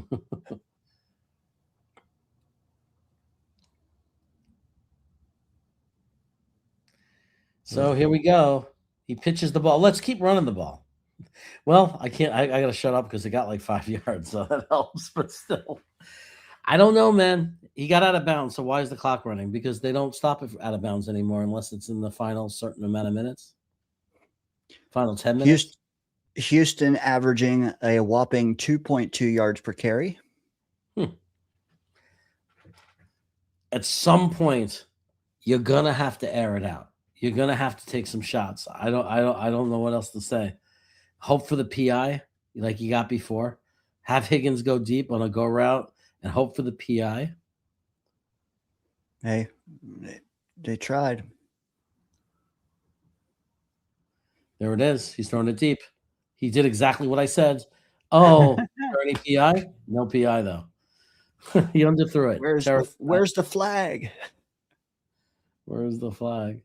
Was that an under? Didn't he underthrow that? Am I crazy or did he underthrow it? Davis Mills, come on. Yeah, he was open, but then had to come back for it. It was an underthrown pass.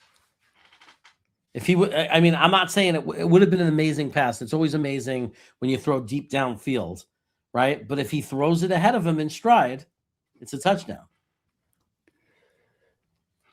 You think the wind had anything to do with it? The ref wanted to throw the flag and then decided I don't want to impact the game. You know what I mean? They're so messed in the head. They don't know what they're doing anymore. Like they're overthinking. If you see the interference, you throw the flag. Like, don't think about it. Just if you see it, throw it. Yeah, he had Gonzalez beat, man. He had him beat. At the end of the day, you could sit there and complain about the no flag. If he throws the ball ahead of the receiver, which is what you're supposed to do, it's a touchdown. And there was another receiver on that play that was blatantly held. But you can't wait for the penalty. You can't rely on it. There was Right. an opportunity to just execute. Just execute the play. Yep. Dante Moore makes that pass. You Yes, give he him a guy does. Fuck that wind. You know I was going to throw that in. Dante Moore makes that pass. Fuck that wind. Oh my! You know, and what?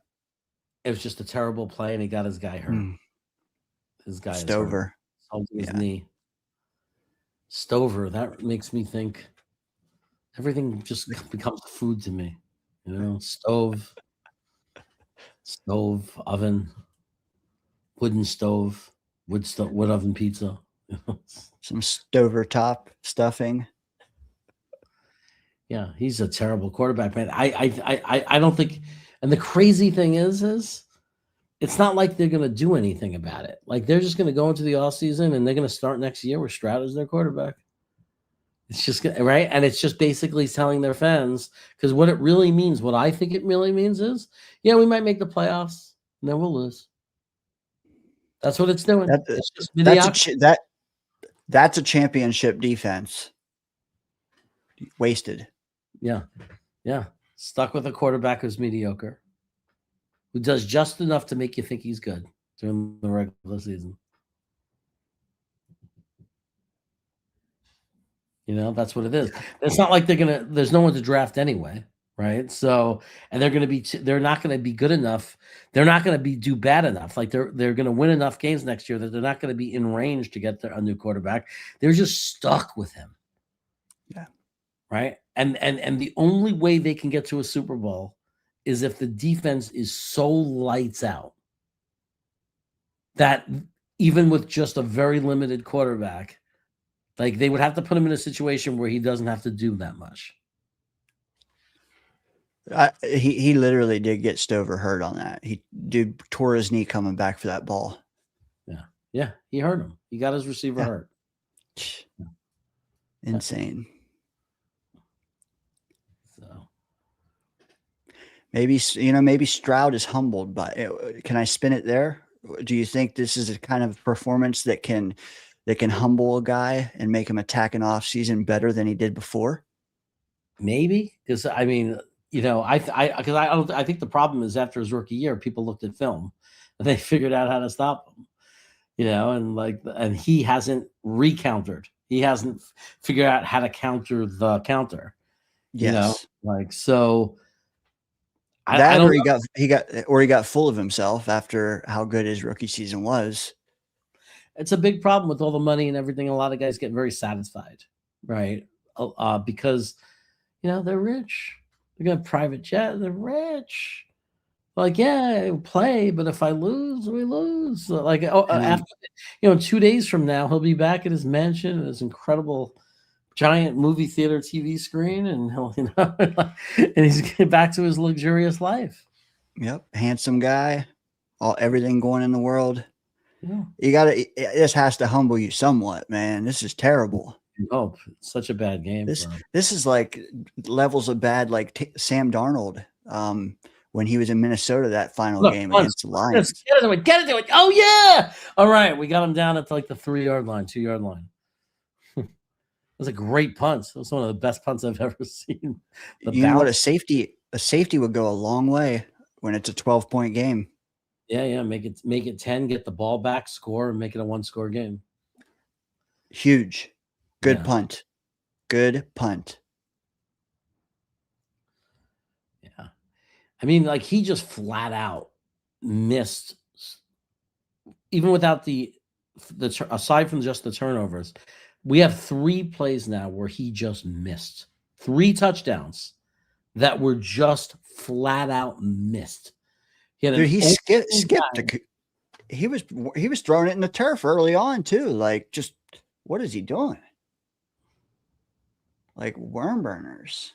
They're calling him Zach Wilson down in the chat. Zach Stroud. Like Zach Stroud. They are. Oh, now he looks like Mark Sanchez, they're saying, but Justin Fields numbers. Oh man. Unbelievable. I think the defense is huffing and puffing too. That's it's like not easy. 2nd and 2, they gave up 8 yards and a chance where they had a chance to try to get that safety, but their defense might be done.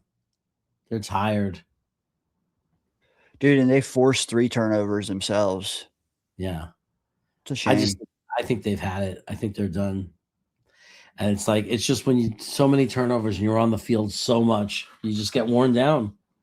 I always say that one of the even more important than a great superstar defensive player, one of the most important things that you could do for a defense is time of possession. Like that's why when you have like one of the things that helped our defense for those Jets teams had great defenses. I'm not saying they didn't, but it didn't hurt that we had the ball for 36 minutes. And they only had to be out there for 24. Right. I mean, it didn't hurt. Agreed. If it wasn't for all the 3 and outs they've forced in this game, it would be more lopsided. But right now it's a 50-50 split on time of possession, but the number of plays is probably not split. Right. If you keep your defense off the field and have long sustained drives, it stops it hurts their offense because the other offense can't get into a rhythm. The offensive line can't wear your defensive line down for the running game. Like there's a lot of impact for that. And they just simply mathematically don't get as many chances to score. Like if you don't have the ball, you don't get a chance to score. If you have the ball for 35, 36 minutes, they will literally have less possessions to try to score in. Correct. And again, that's another. I know I mentioned them before, but I grew up with it. The Giants. That was Giants football. 7-8 minutes. That's huge, especially to break up the momentum. You know what I mean? Disinfo is right. This may be the drive that puts the nail in the coffin. We'll see. I mean, even from a time perspective, like this drive they're getting first downs, which means the clock is just winding down. Like Boss Girls yelled it before. Houston wasted a timeout before. They're down to 1 now, so they've had to use 2 timeouts. Correct. I'm guessing 1 came on a challenge, probably. They probably maybe, yeah. The first one was they ended up just kicking a field goal. Like anyway. Yep. Rough. Oh, nice tackle. Yeah. Nice tackle. Speed. Yeah. Very nice. That guy got some speed. Speed got speed. Speed kills. Yeah. Could ask his girlfriend, do you do speed? You say that to drugs? No, I'm asking if you do speed. Like waka, waka, waka.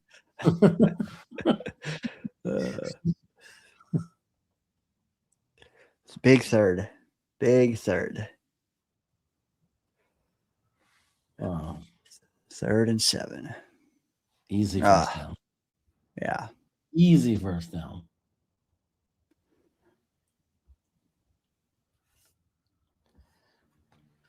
There's a dispute going on about Sanchez in the chat. You know how I always felt about Sanchez. He's a good game manager. His first 2 years, he was a rookie his first year. Then his second year, he walked into a fucking AFC, playoff runs. And I will always appreciate that he held it together. He kept his composure. He managed the games. He just protected the football, and he allowed the defense in the running game to do their thing. You know what I mean? That's what he did. But I always knew as soon as the rest of the roster would slip and the defense wasn't the same, and we had to switch to then relying on Sanchez to be a guy who wins us games, that's when it all fell apart, because that's not who he was. But you know what? I'll always appreciate that he was able in those first couple of years, like the reason we got so far was because he was able to protect the ball and follow instructions and not do anything stupid. But that's also why we didn't win either of those 2 AFC Championship games. Right. And it's funny because it's the opposite. It was the opposite of him in regular season. Like, he threw a lot of picks, man. But somehow, January, he flipped a switch. Like, it wasn't the reason we lost. But when you get to that level, when you start hitting AFC Championship games, and you need a quarterback that can be the reason you win most of the time. And we lost to Ben Roethlisberger one year, right? Like, when you look at how we lost in those games, it's because we didn't have the good quarterback. We were great. We were right there. What were we missing? We were missing a better quarterback, a guy that was more than a game manager. We didn't have it. And it's not against Sanchez. There's nothing against him. He clearly gave us everything he had, Sorry I don't do more. Sorry I can't do more, but I love you, brother. Oh, thanks, Chris. Dude, you're fine just watching and supporting the channel, bro. Green Bean, you've always been an incredible supporter to him and to us. So we appreciate the super chat. Don't ever apologize for it. You've done plenty, man, and you do plenty. Thank you, brother. Hey, Chris, if you want to get this taste of this game out of your mouth, check us out later on. We'll be on Danger Zone about 10 o'clock Eastern. Actually, Jeremy, I'm at 598 subscribers. Do you think we can get 600 before the show? I think it's possible. It's a little boy. How are you doing, big boy? You want to be on camera? Oh. This is me. That's like my dog. If I just stretched it out, scaled it. You know what his name is? No. Klecko. Did you see how his name? Hey, Klecko. Hey, buddy. Big yawn. Big yawn. Hey, buddy. Big boy. He looks like Klecko. Watch. Look. I love dogs. Tell him your Klecko look. Your Joe Klecko. That's my boy. That's my boy. Where's your sister? Your sister, your wife, your girlfriend, she's everything. Radigan, be well, bro. But he's going? He has to leave? Yeah, he's got dialysis. Oh, good luck, Chris. Good luck, man. I hope you're feeling all right. I think dialysis makes him feel better, right? It makes you feel better afterwards? I don't know. I would imagine. Yeah, probably. Yeah, I think. Solo Marco Polo wants to know, where's Green Bean at?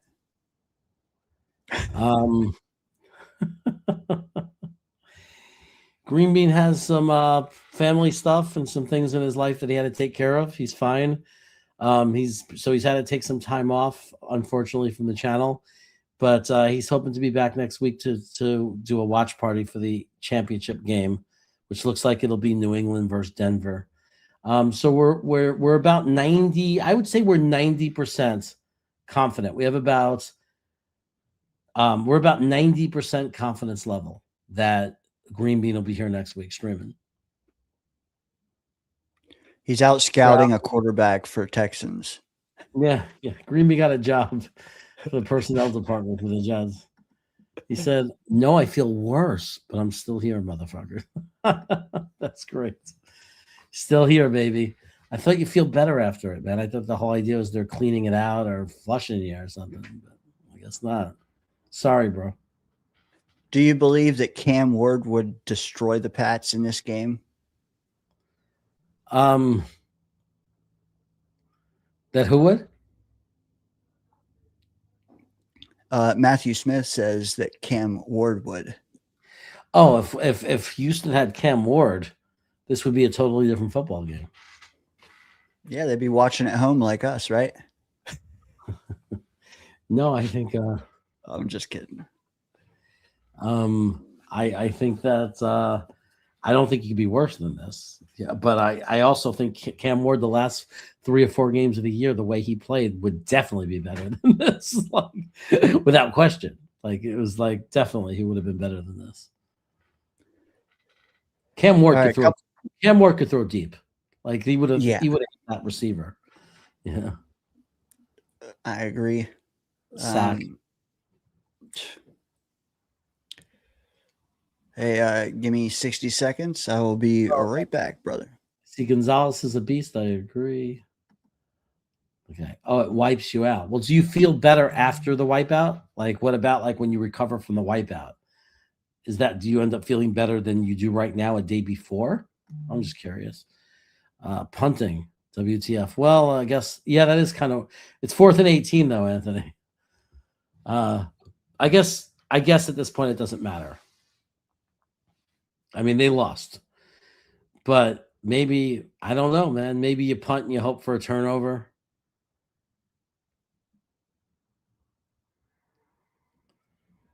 Oh, did they touch him too late? Let's see if there's any flags. There's a lot of activity out of bounds. We have to see. And Houston is very frustrated. So I don't know. I love doing this. Watch this. Remove that motherfucker. Remove that. Oh, did I do a second? Oh, I did a second ad. Good. Okay. A second plug for our sponsor. Sleeper, our sponsor, guys. Remember the Sleeper app if you want to make these games a little bit more interesting. You don't have to risk tons and tons of money. You don't have to go bankrupt. You don't have to risk your mortgage. You know what I mean? Put in up to $100. They'll match up to $100. Use the green bean code. Just have some fun if you want, if you can afford it. Just have some fun. Maybe you win big. It's possible. And that's it. Running play here. New England looks like they're going to get the first down or very close to it on 1st and 10. Yeah, they've taken over the game. The game is pretty much over. And we're just winding down now. Wow, I was telling my wife we're not going to get to go till like 5 o'clock, 4:35. It looks like the way we're going, I'll be heading towards the Thai restaurant soon, which is good because I have to be back by 7 p.m. my time, 10 p.m. Eastern, because I'll be in the danger zone with this guy, Tano, and he would get very upset. He'd be very disappointed and brokenhearted if I told him I'm out to dinner and I'm not going to make the show. I say you better call in from the restaurant, sir. Well, the good news is it's 3:07 and the clock is ticking. So it looks like I'll make it with plenty of time to spare. Yeah, you know what? It's not often that a game starts at this time. What was it, 11:45 Pacific it started? Yeah, weird. Do I get the curry or the drunken noodles? What are drunken noodles? I don't know if that you never had Thai food where they have the drunken noodles dish. It's like I've had Thai, but not that. Oh, it's like a thick chow fun type pasta noodles with it's sweet, but it also has peppers and hot. It's hot. If you get it the right way, it has heat. But hey, man, we got a super chat here from Anthony who says, F the Pats, give Green Bean our love. We will give Green Bean your love. And this is a great way to do it. Thank you so much for the super chat. Green Bean's going to freaking love and appreciate it, Anthony. Thank you very much for that. And thanks for everybody who's been supporting the show that's been here. We appreciate it. We appreciate all the support. Just watching, talking in the chat, hitting that like button, all ways that you could support our boy, Green Bean. He's our boy. So support our boy. He's like my son. I take Green Bean and I take his head and I coddle it against my chest and I pet his head and I say, Green Bean, you're my boy. My boy. I do that. Yeah, he's good. He's good. He'll be back next week. He'll be all good. He'll be back. We're hoping to stream next week the AFC Championship game. Denver, New England. It looks like it's going to be New England. So New England, Denver. We'll be here live next week. Catch it right here on Green Bean Jets Fan for the return. I don't think it'll be as grand, like his first appearance. Like I think you'll see content from him, or you'll see him go live. Hopefully Wednesday or Thursday night. So I think you'll see him ahead of time. But I could tell you we're 90% sure we'll be live with him again next week. So Yeah, Team Stidham, boss Stidham. girl. Team Stidham. Well, I mean, CJ Stroud couldn't beat him. Maybe Stidham can. So You know what? Stroud, we should have sit him. we should have sit him. Yeah. And then switch to Stidham. Yeah. Dude, I don't know. Rabel's face is so punchable to me. I kind of am preying on their downfall. But also Sean Payton, very punchable face. One of those two are going to be in the Super Bowl. Yeah, one of those two very punchable faces. Yeah. Nice. Look at that. Houston wants it still. They haven't given up. There's hope. Who do you think stands a better chance against Seattle? The Rams or the Bears? Bears. No, I think I think the Rams because I think the Rams because I'm going to go with the experience of the quarterback. Yeah, same. If they could beat Chicago, I don't know that they're going. Rams Seattle would be such a fun game, dude. Let's get it. Yeah, that'd be a great game. Jeez, what this fucking game, man. I want Green Bean to come back. We all do.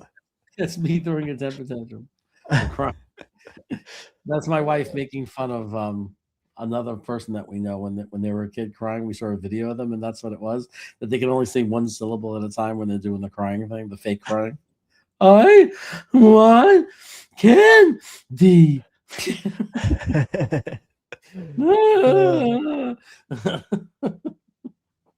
That's funny. Oh, dude, the Patriots are going to walk into the Super Bowl, man. What the hell world are we living in?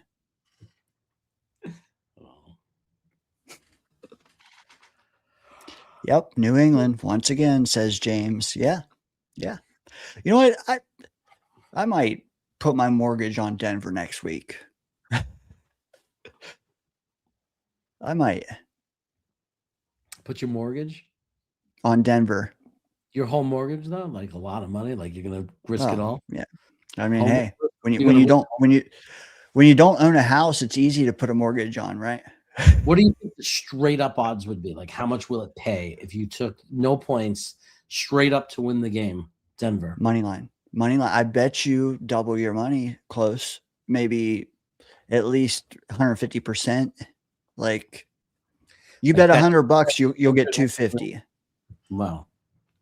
Wow. I bet. I mean, I don't know that. Where's it at? Denver? See, I'm an idiot because I'll put $100 on the for them to win, and then I get greedy and say, and I'll throw in that Stidham gets the first touchdown. That's just so because that'll make it pay $8,000. So I'm so stupid. I can't help myself. I have to throw in something stupid, and then it doesn't happen, and it ruins the whole bet for me. Yeah, Matthew, it could be 250 for the money line. It's in Denver though, so that's going to sway things, man. I think plus 200. But it depends. Do you think that Stidham, next to Stidham, is that big of a drop off? I wonder. If it is.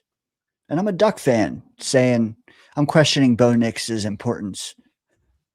Yeah.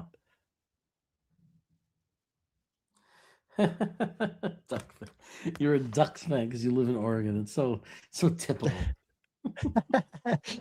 I will say I'm a newfound Duck fan. The first game I think I watched was Bo Nix versus Michael Penix, Oregon and Washington a couple years back, and I've been stuck with them ever since. Mm-hmm. Look, Oregon Ducks are a fun team to watch. They are, especially when they play like not putting them down. It's not like no pun. Like I'm saying, when they play the weaker teams, not that they don't beat good teams, they do. But when they play the weaker teams, it's fun. It's fun to watch them just obliviate them. Like just totally destroy them. There are games I turn off before halftime. Just like 42 to nothing. Right. All the backups start coming in and you're just like, okay, I don't need to see this. No. Yeah. Fucking Drake, man. Brave Vrabel, man. Jeez Louise. Why did we choose this game? Who wants to watch the Patriots win? No, Green Bean figured that if Green Bean figured it would be the game that Jet fans are most interested in. I agree. I do agree. And the game is in Denver next week. Boss girl. Nice. Good.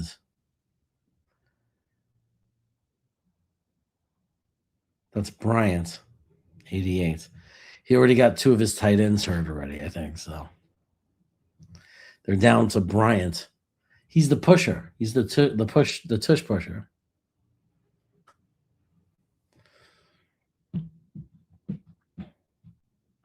So where are we at? Milk Thumbs. Jeremy, we're at 110. It's unacceptable, guys. Do you love Green Bean or not? If you love Green Bean, you'll hit the freaking like button. Hit the like button. Just do it. Milk Thumbs.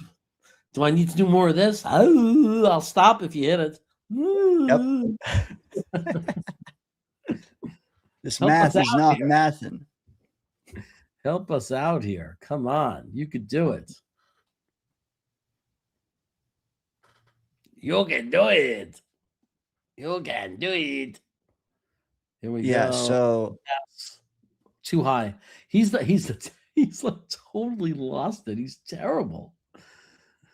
Like that. Like, why do you have to throw the ball? Like the guy's standing in front of you. Just throw it to his chest. Why? What are you doing? Why is every receiver having to jump up with their arms completely stretched out to try to catch his passes?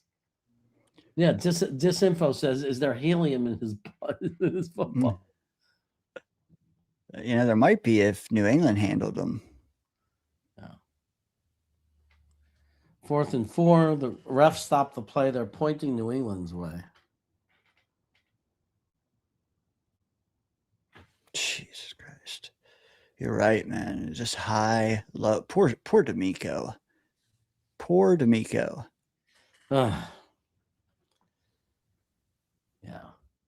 I mean, it's like sometimes it's like when people say, oh, like, you think they want to fire him. If the fans are saying fire him, like right now I live in Ninersville, right? Because I'm surrounded by 49ers fans. And there are some of them that are screaming, fire Shanahan. He's not our guy. This is not the 49ers way. We win Super Bowls. Right? And I'm sitting there saying, yes, fire him, please. But wait till next year. Wait until the Jets need a coach. Like, please, fire DeMarco Ryans. Fire, like next year. Get tired of him and fire him, please. D'Amico. Because we always say, how everybody doesn't want a rookie coach. Well, who else do you think you're going to get? Well, look at this. Whoa. Nice catch. Like trade for Stroud. Are you trading for Stroud? Who's trading for Stroud? No, not in a million years. But like, what? But like, people that complain about coaches, I'm tired of rookie coach. I'm tired of this. This would be the coach if he got fired next year, or or if the Niner fans won and they actually got rid of Shannon. That's when you jump. That's when you jump and you give the $15 million a year contract and you get that coach in here, because that's literally you don't want a rookie coach, you don't want a loser. You get a guy who's had success.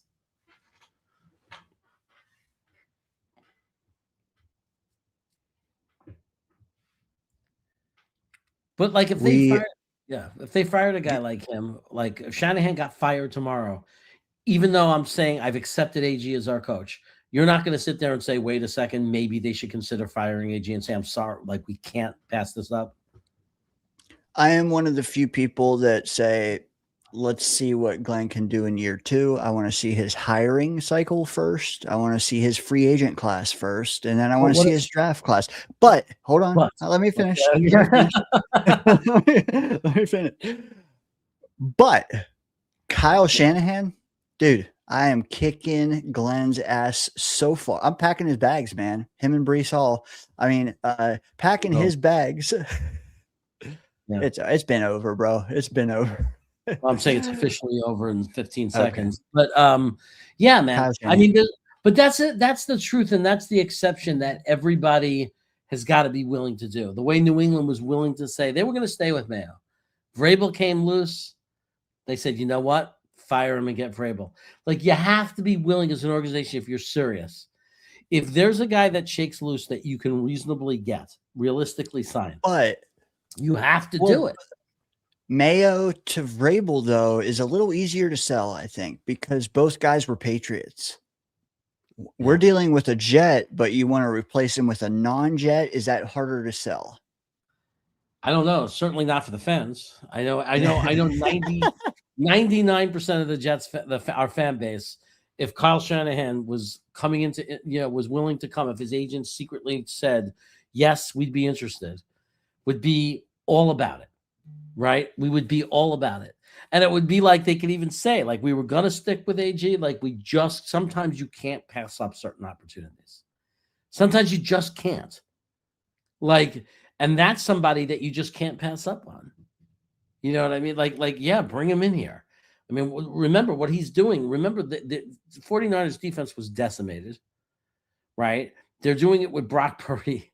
I mean, it's his guy, but still, I mean, like, if he could do that with Brock Purdy, can you imagine if we draft an actual real quarterback, what he could do? But no, I mean, he's been to 2 Super Bowl. He's the guy. He's the guy. New York Jets 8196 comes in. He goes, the Texans think they are tough. They're in a tough spot. The Patriots are great again. The Texans think they are in a tough spot. The Patriots are great again. And the Jets, oh God. Yeah, man. That's what it is. I mean, that's what it's felt like. That's what it's been. I mean, that's why we just have to draft the best possible players, right? We just have to load up. We have to get the best possible players. We have to hope that either AG turns it around and he's a good coach, or that somebody shakes loose and we're able to get a coach if it's not going to be AG. We get a good coordinator. We just have to hope. I mean, we're fans. We just have to hope. But right now, the only thing we control is we have a lot of draft picks, and that we just have to hope that they nail those picks and bring in real talent, like real game-changing talent. Maybe Reese, maybe Sonny Styles, maybe Mekhi Lemon, like, but maybe Bain, but you bring in a guy that really changes the game for us.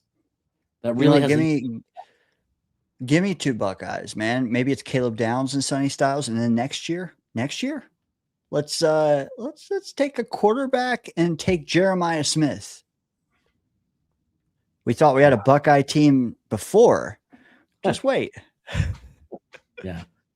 Hey, I shared a photo. Can you bring up the photo I shared, Jeremy? Of course. We need to change it though. 1 second. How about that? That's good. That's good. You know what I'm noticing, man? If LA wins, that's 3 West Coast teams. Wow. New England, the last one on the Eastern Seaboard.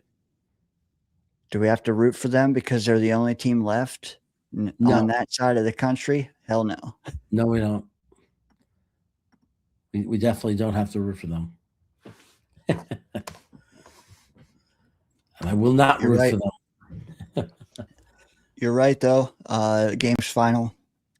We have Denver, New England next week, hopefully with Green Bean.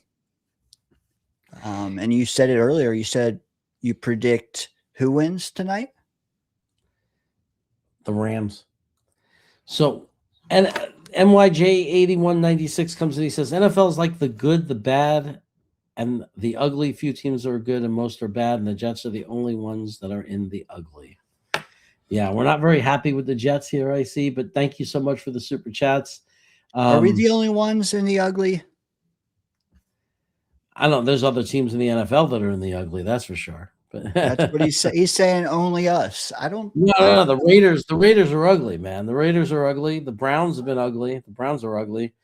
Yeah, I mean, like, the Giants just got a really good coach, so they might be coming out of the ugly, but up until now they've been ugly. So we're not the only ugly. There's a bunch of ugly. But guys, we got to get ready. We got to wrap it up. We're going to wrap this show up. We appreciate everybody, all of you that have come here and supported the channel and had to, be stuck with us, particularly me and my ugly mug. We're doing this for Green Bean, at this point. We're just trying to, just keep the channel active. He'll be back next week. We made it, as long as Green Bean is able to come back, which I'm again, very confident he will be here next week. I could say that we've made it. And before we go, I want to say, Dano, thank you so much for helping keeping the stream going. So appreciated. And when you talk to Green Bean, he'll let you know how much he appreciates it. And we'll definitely have you in to visit and, and be part of it. And, maybe, I would imagine next week we'll have you come in for a few minutes, and then you'll definitely do a game or two with us next year. Like, you'll be one of our guests because we're going to bring in guests next year, and we'll make sure you get some good spots to come in and everything. I appreciate it, man. I'm not even worried about next week. The old lady might even want me to watch some of these games with her now. Okay. But dude, I'll be in the chat at least next week, man. And I'm going to be hate watching because I don't want to see New England hoist, man. I've seen it too many times. I know you have too. We're over it. But at the same time, they're probably one of the favorites to win it all now. I would imagine, after forcing 5 turnovers today. Sucks, man. But yeah, just one last reminder. I know you guys have heard it for a month now. I do YouTube, and I also have this guy with me on Sunday nights. Check us out if you're bored. It's going to be in the middle of the game, I think, or the end of the game, the NFC game. Come say hi. Come say hi. That's about it, man. I appreciate it. 10 p.m. Eastern, the Danger Zone. Be there. We'll see you later. Again, thanks everyone for coming. Thanks for supporting. And hopefully the next time I see you on this channel, I'm pretty sure it will be. This is going to be the case. So I'm looking forward to it. I will be with Green Bean. And as much as all of you miss him, believe me, you have no idea. So take care, everyone. Bye-bye. No, he fakes it. He's setting them up. Throws it to fucking Conklin or Rucker. It's really just the Jets chamber pot. Oh, we suck at stuff. To Garrett Wilson. Oh, what a catch! What a catch! That was all Zach, everybody. Oh, Quinn gets him. Yes! Yes! Look at this. What is it? A real live offensive touchdown.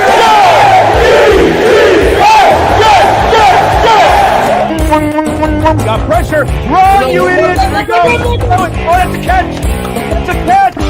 All right, everybody. Garrett Wilson doesn't give a shit. Look at Zachy do, huh? Let's go, Zod. Gets it around the end. Run, little guy.